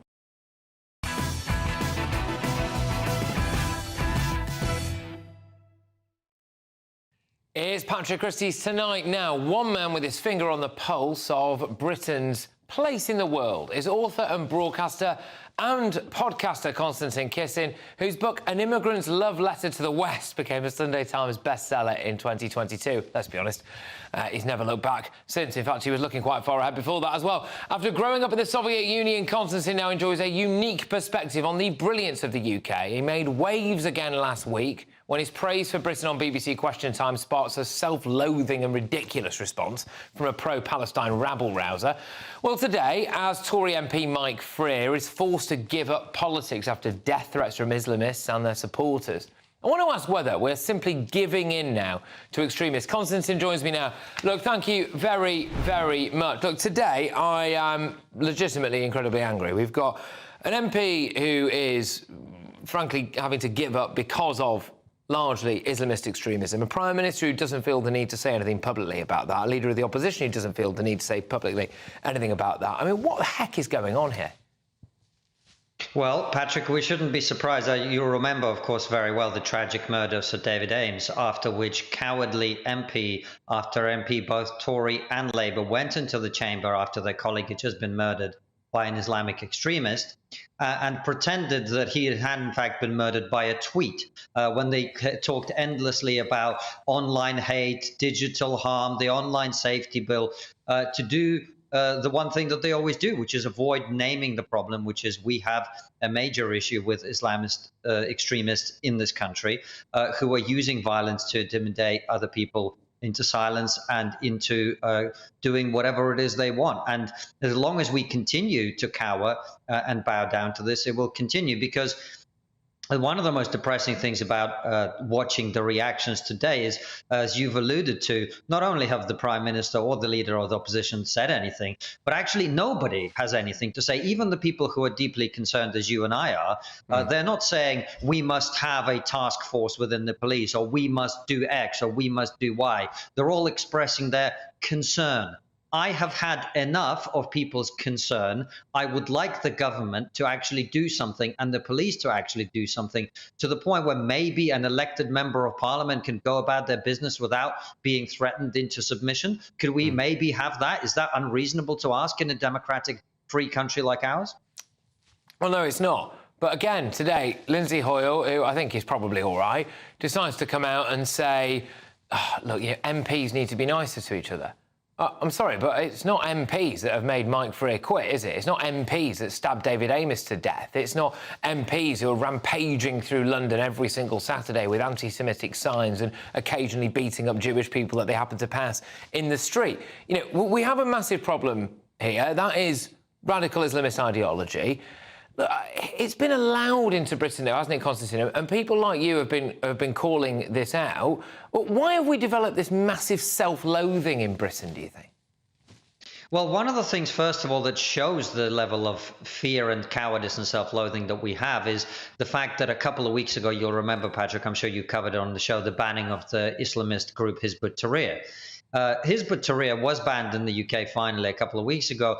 Do you know other countries where Hizb ut-Tahrir has been banned for a long time? Pakistan, Bangladesh, every Arab country but 3, every Muslim country in Central Asia, Indonesia, the most populous country in the world. And what it shows you is we basically are more tolerant of Islamist extremists than Muslim countries are, and the Muslim rulers are, and the Muslim governments are. And to say nothing of the fact, of course, a subject that has been covered both on GB News and on Trigonometry, the grooming gangs. Yeah. Again, why were they not given the attention and the police action that they should have been given? Because people were afraid. And initially, sensitivities about, quote, race and diversity become fears when we allow people to use violence to silence people into an action. So until we have a leader or a government or a police constable or chief constable or whoever it is that actually gets a grip of this issue and says, we are not going to tolerate violent extremists in our country silencing MPs, this will continue and it will only get worse. Yeah, indeed. But they're also going to have to be up for the fight, Constantine. And this is, frankly, a problem that I can see coming a mile off, right? Which is, I don't think they are. Clearly not. I mean, they're all, at the moment, willing to just roll over and have their bellies tickled by a load of mad Islamists, right? And they're going to have to be prepared for massive protests. They're going to have to be prepared for death threats. They're going to have to be prepared for people lining up outside primary schools and trying to shut them down. They're going to have to be prepared for all of this stuff. But the fact that they have to be prepared for it surely shows that we have a massive problem. And I don't know about you, but I think there's a lot to lose here in Britain. We have got a lot to lose. And just before I get your answer on this, I know that you think that there's a lot to lose in Britain, because this is what happened when you were on Question Time. Just saying, and I hope you don't find this insulting, some quite basic stuff about how great Britain is, right? This is the reaction that you got. Here it is. I think Sonia's absolutely right on a practical level, but I think at a cultural level is something perhaps even more important, which is we've got to stop talking down our country. I'm a first-generation immigrant to this country, and I get annoyed hearing people talk endlessly about how we're the worst country in the world, we're the most sexist country in the world, we're the most racist country. It's all nonsense. This is one of the best places to live in the world, and that's what we should be talking about. The fact that we're... Shame on... Well, this is exactly the problem that I'm talking about. Constantine, why did you get that reaction? How concerned should we be? Well, one of the things that you would not have seen on your TV screen, Patrick, but you would have seen if you'd been there in the audience or on the panel, is actually she was not the only one shouting. You may have heard other male voices shouting as well. So there were several people who were so offended by the idea that Britain is actually a really nice country that they felt the need to shout me down. And I think in her case, as we later discovered, it speaks to an issue that we've covered obviously quite extensively now, which is we're educating young people to hate their own country. There's no doubt about that. And one of the things that happened with this young woman afterwards, one of her teachers tweeted at me saying how proud she is of her student for shouting down somebody on the panel. And when I pointed this out, she, of course, blocked me because these people can dish it out, but they can't take it. However, my point is this. If we continue to be a society that teaches its young people to hate their own country, their own values, their own civilization, then we will have this. And at the same time, of course, there is the unholy alliance of the kind of woke progressive left and Islamists who work hand in hand. You know, as long as we continue to have that, we will continue to have the problem. So the number one thing that I always try to tell British people is the country is not perfect, of course. The culture is not perfect. The history is not perfect. But this is a great place by comparison to everywhere else that has ever existed in the history of humanity. And we have to embrace our values. And the most important thing that you can do is teach your children the values of your society, the importance of valuing what you have, of being grateful for the opportunity to enjoy the privilege that no one ever talks about, but it's the one privilege that we all have, which is first world privilege. And if people were actually to understand just how fortunate and lucky they are to be living in societies that are as free and as prosperous still as ours are, maybe at that point we wouldn't listen to the lunatics who shout out and want to talk down our country as much as these people do. Well, I mean, I could listen to you all day. So thank you very, very much, Konstantin. And, yeah, you got trigonometry, you got a couple of other things out there. Do you want to just give them a bit of a shout-out while we've got you, please? Patrick, I'm afraid I've lost you there. I can't hear you disaster. at all. But thank you for having me. I really appreciate it. And have a great night. All right, mate, take care. Look after yourself. Konstantin, you can check him out online, of course, and he does have a fabulous podcast and shows as well. Trigonometry, they are called. I'm sure you're all aware of it anyway, but there we go. Right, look, coming up, with Harry and Meghan working on a bunch of new projects for Netflix, including a Hollywood movie, 2 documentaries. Are we due to hear more drama from the troublemaking couple? But next, we bring you the very first look at tomorrow's newspaper front pages. They're hot off the press. They're landing in thick and fast as we speak. It's Patrick Christys tonight, and we are only on GB News. Good afternoon, Britain. Good afternoon, Britain. Join us, Tom and Emily, To find out what's happening in the heart of Westminster. and why it matters to you. Weekdays from midday, we bring you the most compelling stories from across the United Kingdom. And from your doorstep to our inbox. That's right, we want to hear from you. GB News, Britain's news channel. Every Sunday from 11, join Michael Portillo. There will be topical discussion, looking at the week before and the week to come. So kick back and relax at 11 a.m. on Sundays on GB News with me, Michael Portillo. GB News, the People's Channel, Britain's news channel. Your weekend starts here with Friday Night Live with me, Mark Dolan, 8 till 9 on GB News. Big stories, big guests and big laughs as we get you ready for a cracking weekend. That's Friday Night Live with Mark Dolan. Fridays 8 till 9 on GB News. Bring your own drinks. The admission's free. Big news, big debate, big opinion. Patrick Christys tonight is the week's biggest show. Every weekday, 9 to 11 p.m, we've got the inside track on the day's top stories. There'll be sharp takes you won't get anywhere else. We will set the news agenda, not just follow it, and I want to bring you along for the ride. Whatever it is, we'll have our finger on the pulse. It's news, but it's this close to entertainment. Patrick Christys tonight, 9 to 11 p.m, only on GB News, the People's Channel, Britain's news channel. Join us every night on GB News at 11 p.m. for Headliners, which is 3 top comedians going through the next day's news stories, which is exactly what you need, because when the establishment has gone crazy, you need some craziness to make sense of it. Headliners. You don't have to bother reading the newspaper. We've got it covered for you. Every night at 11 p.m. and repeated every morning at 5 a.m. We won't send you to sleep like some of the other paper review shows out there. So join us 11 p.m. every night on GB News. The People's Channel, Britain's news channel. Tired of the usual focus-tested, pre-prepared Westminster runaround? Well, so am I. So you want higher taxes? Is your department to blame for this? Are you rethinking this policy? Every Sunday at 9:30, I'll be sitting down with those in power to get the truth about the issues affecting you. Let's be honest, we've known about the cost pressures of this project for years, not months. That's the Camilla Tominey Show, a politics show with personality. On GB News, the People's Channel, Britain's news channel. I think the most exciting bit for me is talking to people. People who I think are ignored often by the major news channels. We're going to give news they want to hear. There's a voice there that needs to be heard. I think there's a chance here for a diversity of opinion to be expressed, which you don't find elsewhere. It's really exciting. We don't hold back. We're free to say how decisions that are taken here affect us all around the country. Only on GB News, the People's Channel, Britain's news channel.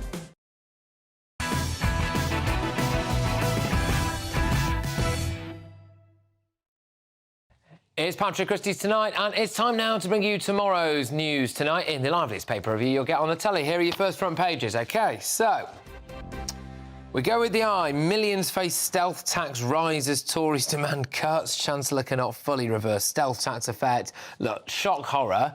We were promised something and then it might not happen. I think that's really the headline, isn't it? The Guardian, US orders strikes on Iran-backed militia in revenge for base attack. This is the chemical attack story as well that we were running earlier on. Police hunt injured man, which is one way of describing that person, I suppose.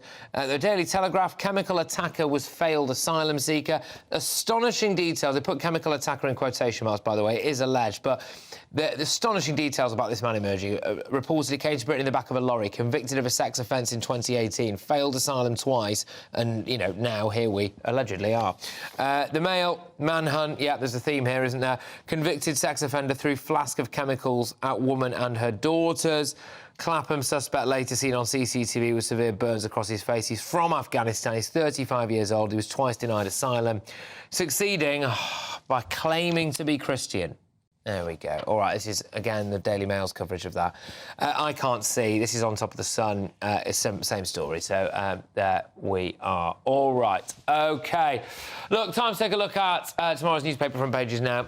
With my press pack, it's Daily Telegraph columnist Alison Pearce, the Conservative peer Lord Bailey, former Labour Party advisor Matthew Lars, look, just before I move on to another story, it's important, I'm just going to stress this again, you know, this is alleged at the moment, this chap has not been found or arrested or charged with anything, but astonishing details emerging here, aren't they?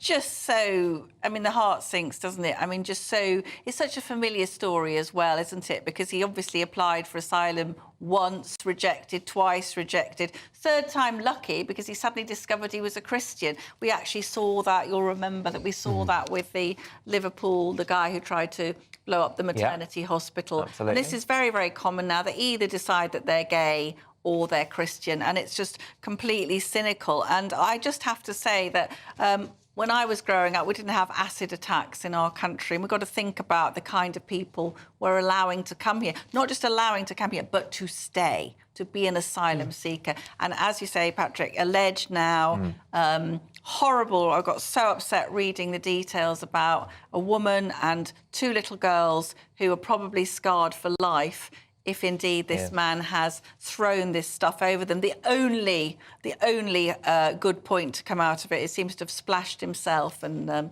taken out half of his and presumably can't go to hospital as well. Presumably can't go to hospital, exactly. Yeah, exactly.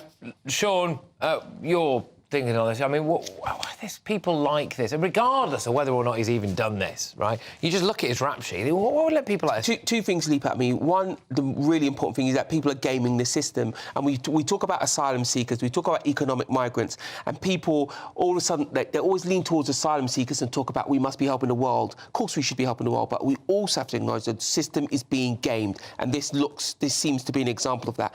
The other piece that really bothered me, this is young woman and young children, and he attacked them in a way. There is simply, or allegedly attacked them in that way. There's absolutely no justification for that. And I hope when they do catch him, the book is thrown at him, because they have to send a message. Because I come from a community that has suffered from an avalanche of knife crime, and the only thing that was more terrifying than knife crime was acid attacks. It's a real weapon of terror. I think we've obviously said a heck of a lot on this now. So, Matthew, if it's all right with you, I'm going to just whiz us on to an inside story, and I'll start with you on this. So, combined efforts of the British police and Interpol, a 13-year-old British schoolgirl has been rescued from Pakistan and saved from a forced marriage to her cousin. The alarm was raised by the girl's brave mother, who said, "We went to Pakistan last August on a family holiday. When we got there, I found out my husband had tricked us both. His family took over our lives, and his sister said my daughter will be married to a 19-year-old cousin. Even though she's a child, I was desperate to save her." So she then contacted a neighbour in England who works for a women's domestic abuse charity. They alerted the authorities and, well, thankfully, that's not happened. Matthew, this is an absolutely disgraceful story, and it does make me wonder how commonplace this actually is. Yeah, I mean, look, I'm actually very glad the system's worked in this instance, because to give the government its credit, it's taken two really big actions which should have been taken a long time before, one of which is to make forced marriage a crime. Obviously, child marriage has always been that, and crucially, to raise the age of marriage from 16 to 18, because you used to be able to, if your parents signed a piece of paper, you could get married at 16. That's gone. It should have gone a long time ago. So the systems work now, but we must, whether you're on the left or the right of politics, this is half the cases involve Pakistan. We cannot be afraid, as we've seen in Rochdale and elsewhere. If we need to call what it is. If this is a particular problem with Pakistani and Bangladeshi communities, we need to carry on working, and we need to ask questions when kids have been taken out of school to go to Pakistan. Why are they going? And this is not that, you know. And we must never again have a fear of being accused racist as an excuse for not tackling a problem which is about the rights of women and girls. Can I just say that I had an email actually from a teacher in Bradford who said some of the exceptionally bright girls in her class, Pakistani girls, and they'd come up to the exams and they'd fail and she couldn't understand it. And she said one day one of the girls said, once we've passed the exams and we've finished school, we're sent off to marry our uncles. Yeah. Seriously? And these are British girls who are treated often by men in that community as if they are chattels to be sold off and to be married to cousins and to have disabled children. These are British girls, Patrick, OK? They deserve British rights and they should be kept in these communities. And it's people, again, not wanting to integrate. My heart goes out to those young women. It goes all the way back to cancel culture, don't you? You have police officers, you have council employees who are so desperate not to look racist that they just think, you know what, I'll get cancelled if I do this and I have a family to feed, so I'm going to ignore it. I'm going to treat it differently. We have to give people the opportunity to do their job without them being brave. The whole point of this country is you're meant to be able to act without fear or favour. It looks like cancel culture is causing real damage to people's lives. Bangladesh has lowered the limit for the age of marriage back down to 16. We should link putting it back to 18 to the aid we give it. Strong, very, very strong start to this press pack, I must say. So, look, thank you very much. And there's more of this coming your way. British universities selling immigration instead of education. Find out more as I crown tonight's greatest Britannic Union jackass. But first, Harry and Meghan, could it really be that we're going to be hearing a sequel from them on Netflix and more? Yes, all of that coming your way. See you in a tick. Patrick Christys tonight on your GB News.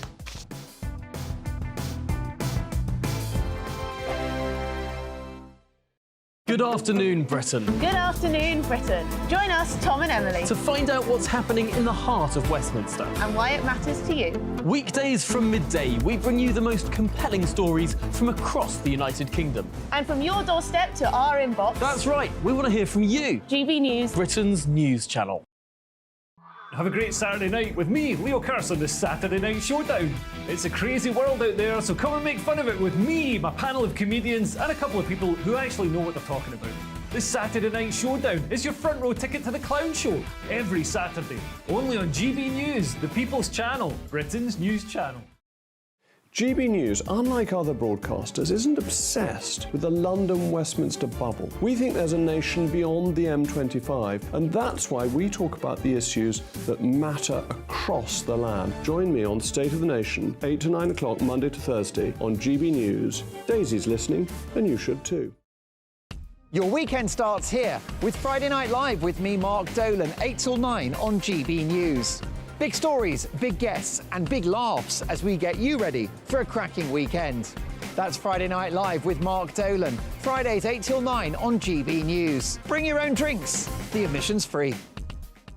In the GB Newsroom, we bring you the news as it happens. With our team of dedicated journalists across the UK, we're ready to give you accurate reporting every day.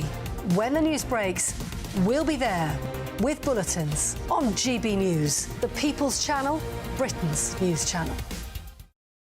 Wake up to the headlines with Headliners every morning at 5 a.m. We treat you to the day's biggest stories before anyone else, 7 days a week. You can catch up on everything you need to know before you've even had your kippers.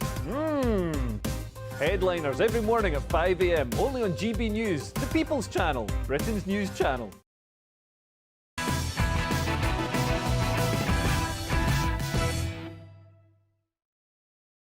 It's Patrick Christys tonight. I've got some more front pages for you right now. So, let's go to The Times, there we are. Bank chief raises hopes that rates have peaked. This is an inflation story, the forecast to meet 2%. Obviously, the picture story. There is a common theme that we've seen on the front page is the manhunt underway for the asylum seeker allegedly responsible for the acid attack.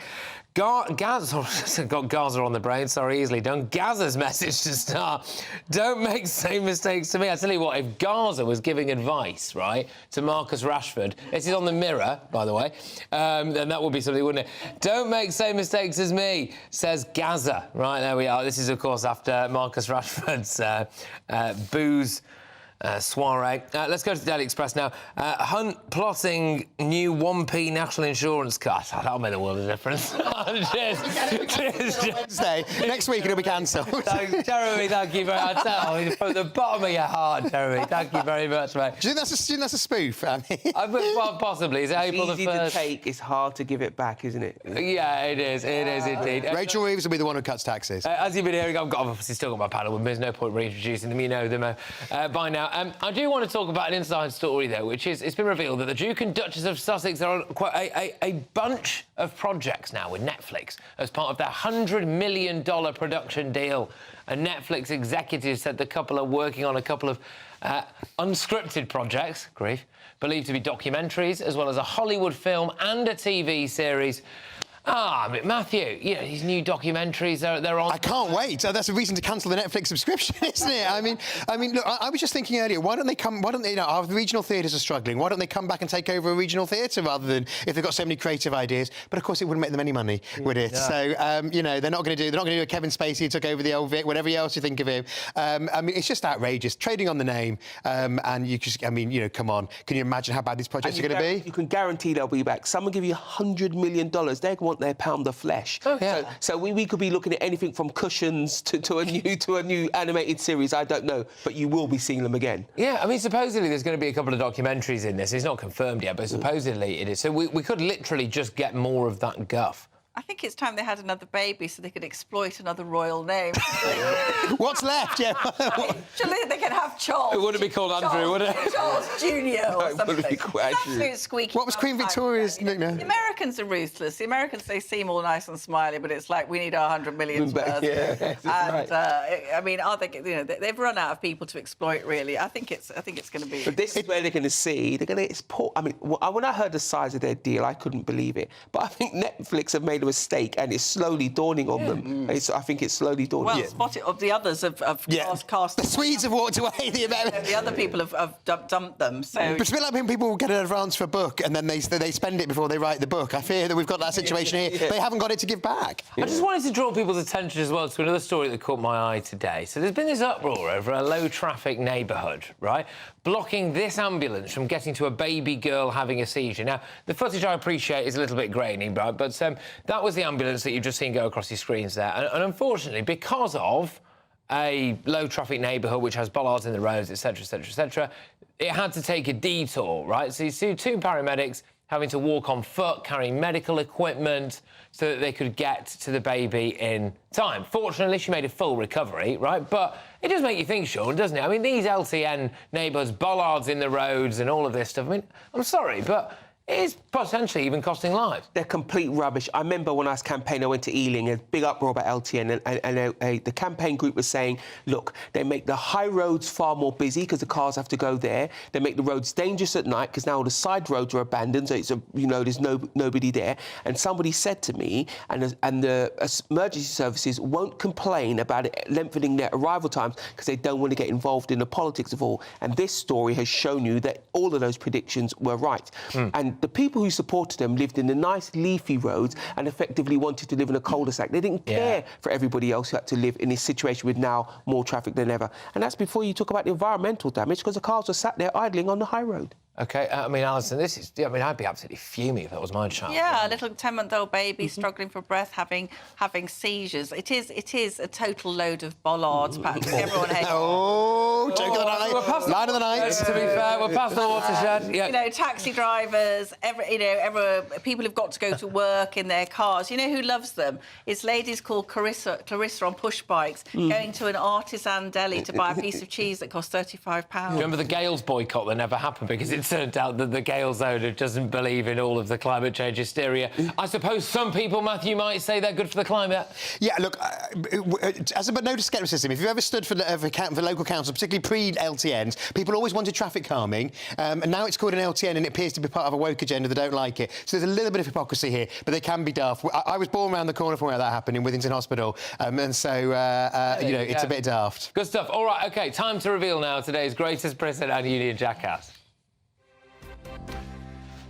Alison, greatest Britain. It is Alan Bates, the great champion of the postmasters, who has turned down a cruel and derisory offer of compensation from the government, 1/6 of what Alan asked for. And given the misery these postmasters have been through, why the government can't just give them a proper amount of money without dragging it out yet more. It's just awful. So well done, Alan Bates, for telling them to get lost and give me some more money. It's a strong start. Go on, Sean. Mine is Mike Freer MP, a hard-working, dedicated MP for Finchley East and Gold's Green, and he worked so hard for those people and is now not going to stand at the next election because he had death threats, his office has been attacked, and it's a really poor state of affairs when we have experienced politicians stepping down because of death threats, etc. Public discourse is at an all-time low. We need to do something about it. Mrs Thatcher's old seat, of course. Yes. Which we haven't mentioned. Oh, yes. Yeah. Oh, there we go. Font of knowledge. Absolutely. Human Wikipedia. So mine is Harry. I'm going to light note. Harry, who's a lovely 5-year-old lad from Wrexham in North Wales, who has now been going into a care home to read regularly to residents, where his mum works. And, you know, we've had quite a grim news story day, so here's some good news. Good for Harry. Yeah, no, well done. Good for you for bringing that up as well, actually, thank you. Look, today it is Mike Freer, who is today's greatest Britain. So, yes, good nominations, though, all round. Union jackass time, Alison.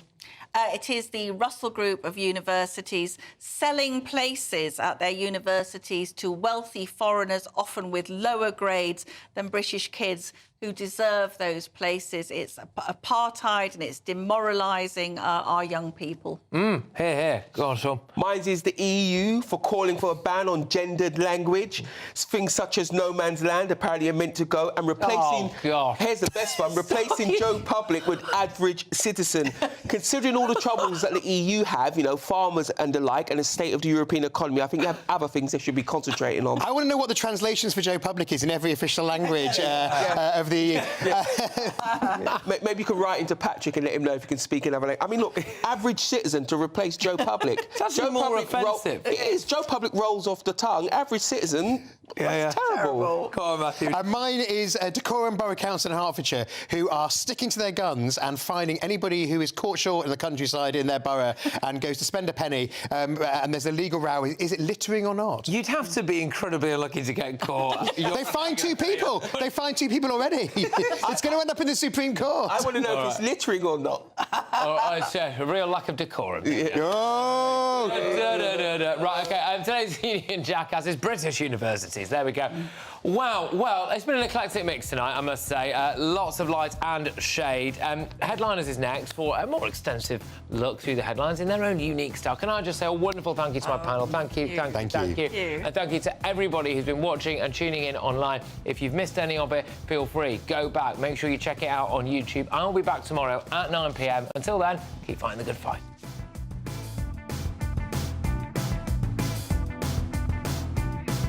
A brighter outlook with Box Solar, sponsors of weather on GB News.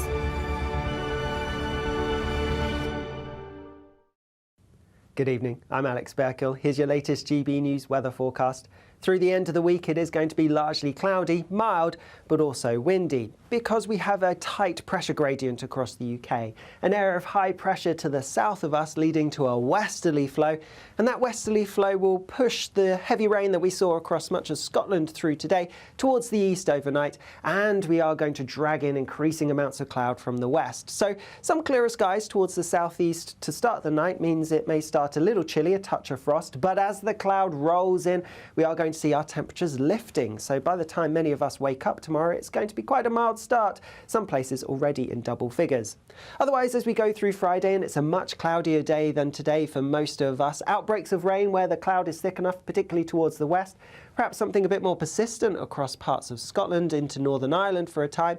In the east, this is where we have the greatest chance of some brighter skies and where it's going to be mildest, highs of around 14 or 15 Celsius. But you do need to factor in some strong winds, risk of gales in exposed spots and around higher ground too. On Saturday, it's going to be a cloudier, wetter picture across southern areas, staying mild here. A bit chillier further north though, albeit with some sunny skies and blustery showers could bring some sleet or snow over the higher ground of Scotland. Into Sunday, and I think the mild picture will become more widespread again, though it is looking quite cloudy with outbreaks of rain too. Bye-bye. That warm feeling inside from Boxed Boilers, sponsors of weather on GB News.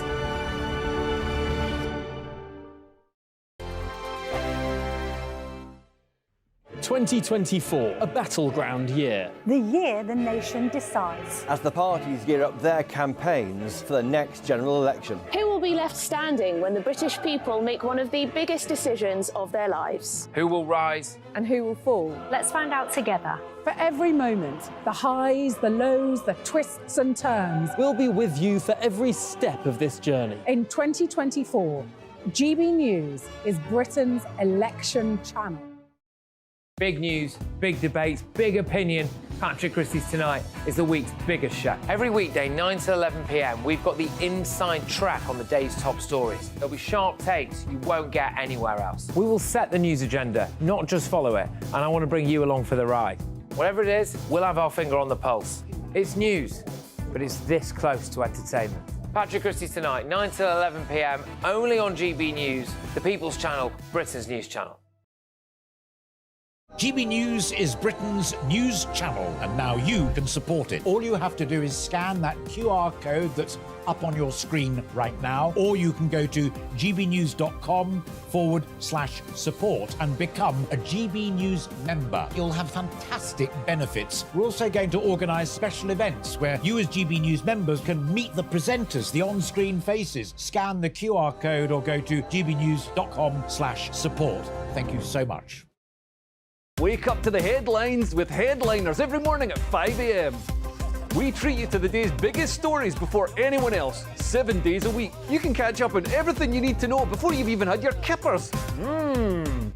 Headliners every morning at 5 a.m, only on GB News, the People's Channel, Britain's news channel. When the news happens, it happens here. And really important breaking news. Breaking news this morning. On TV, radio and online, the news starts here on Britain's Newsroom. All the biggest stories and the answers that you need from across the UK and beyond. Join Britain's Newsroom from 9:30 on GB News. The People's Channel, Britain's news channel. Now then, Lee Anderson here.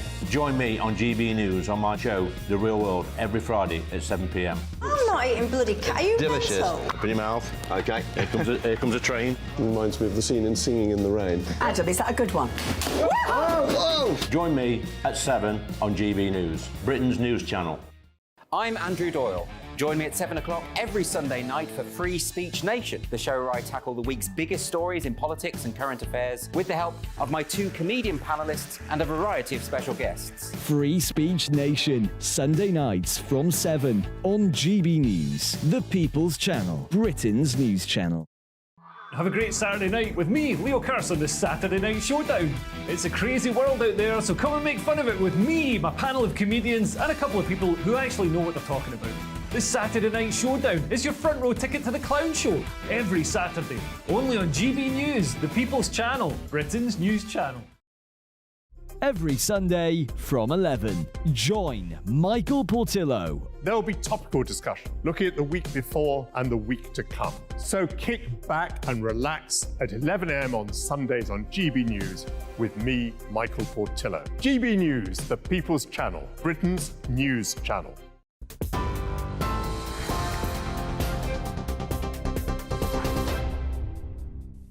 Good evening, you with GB News. Our top story tonight.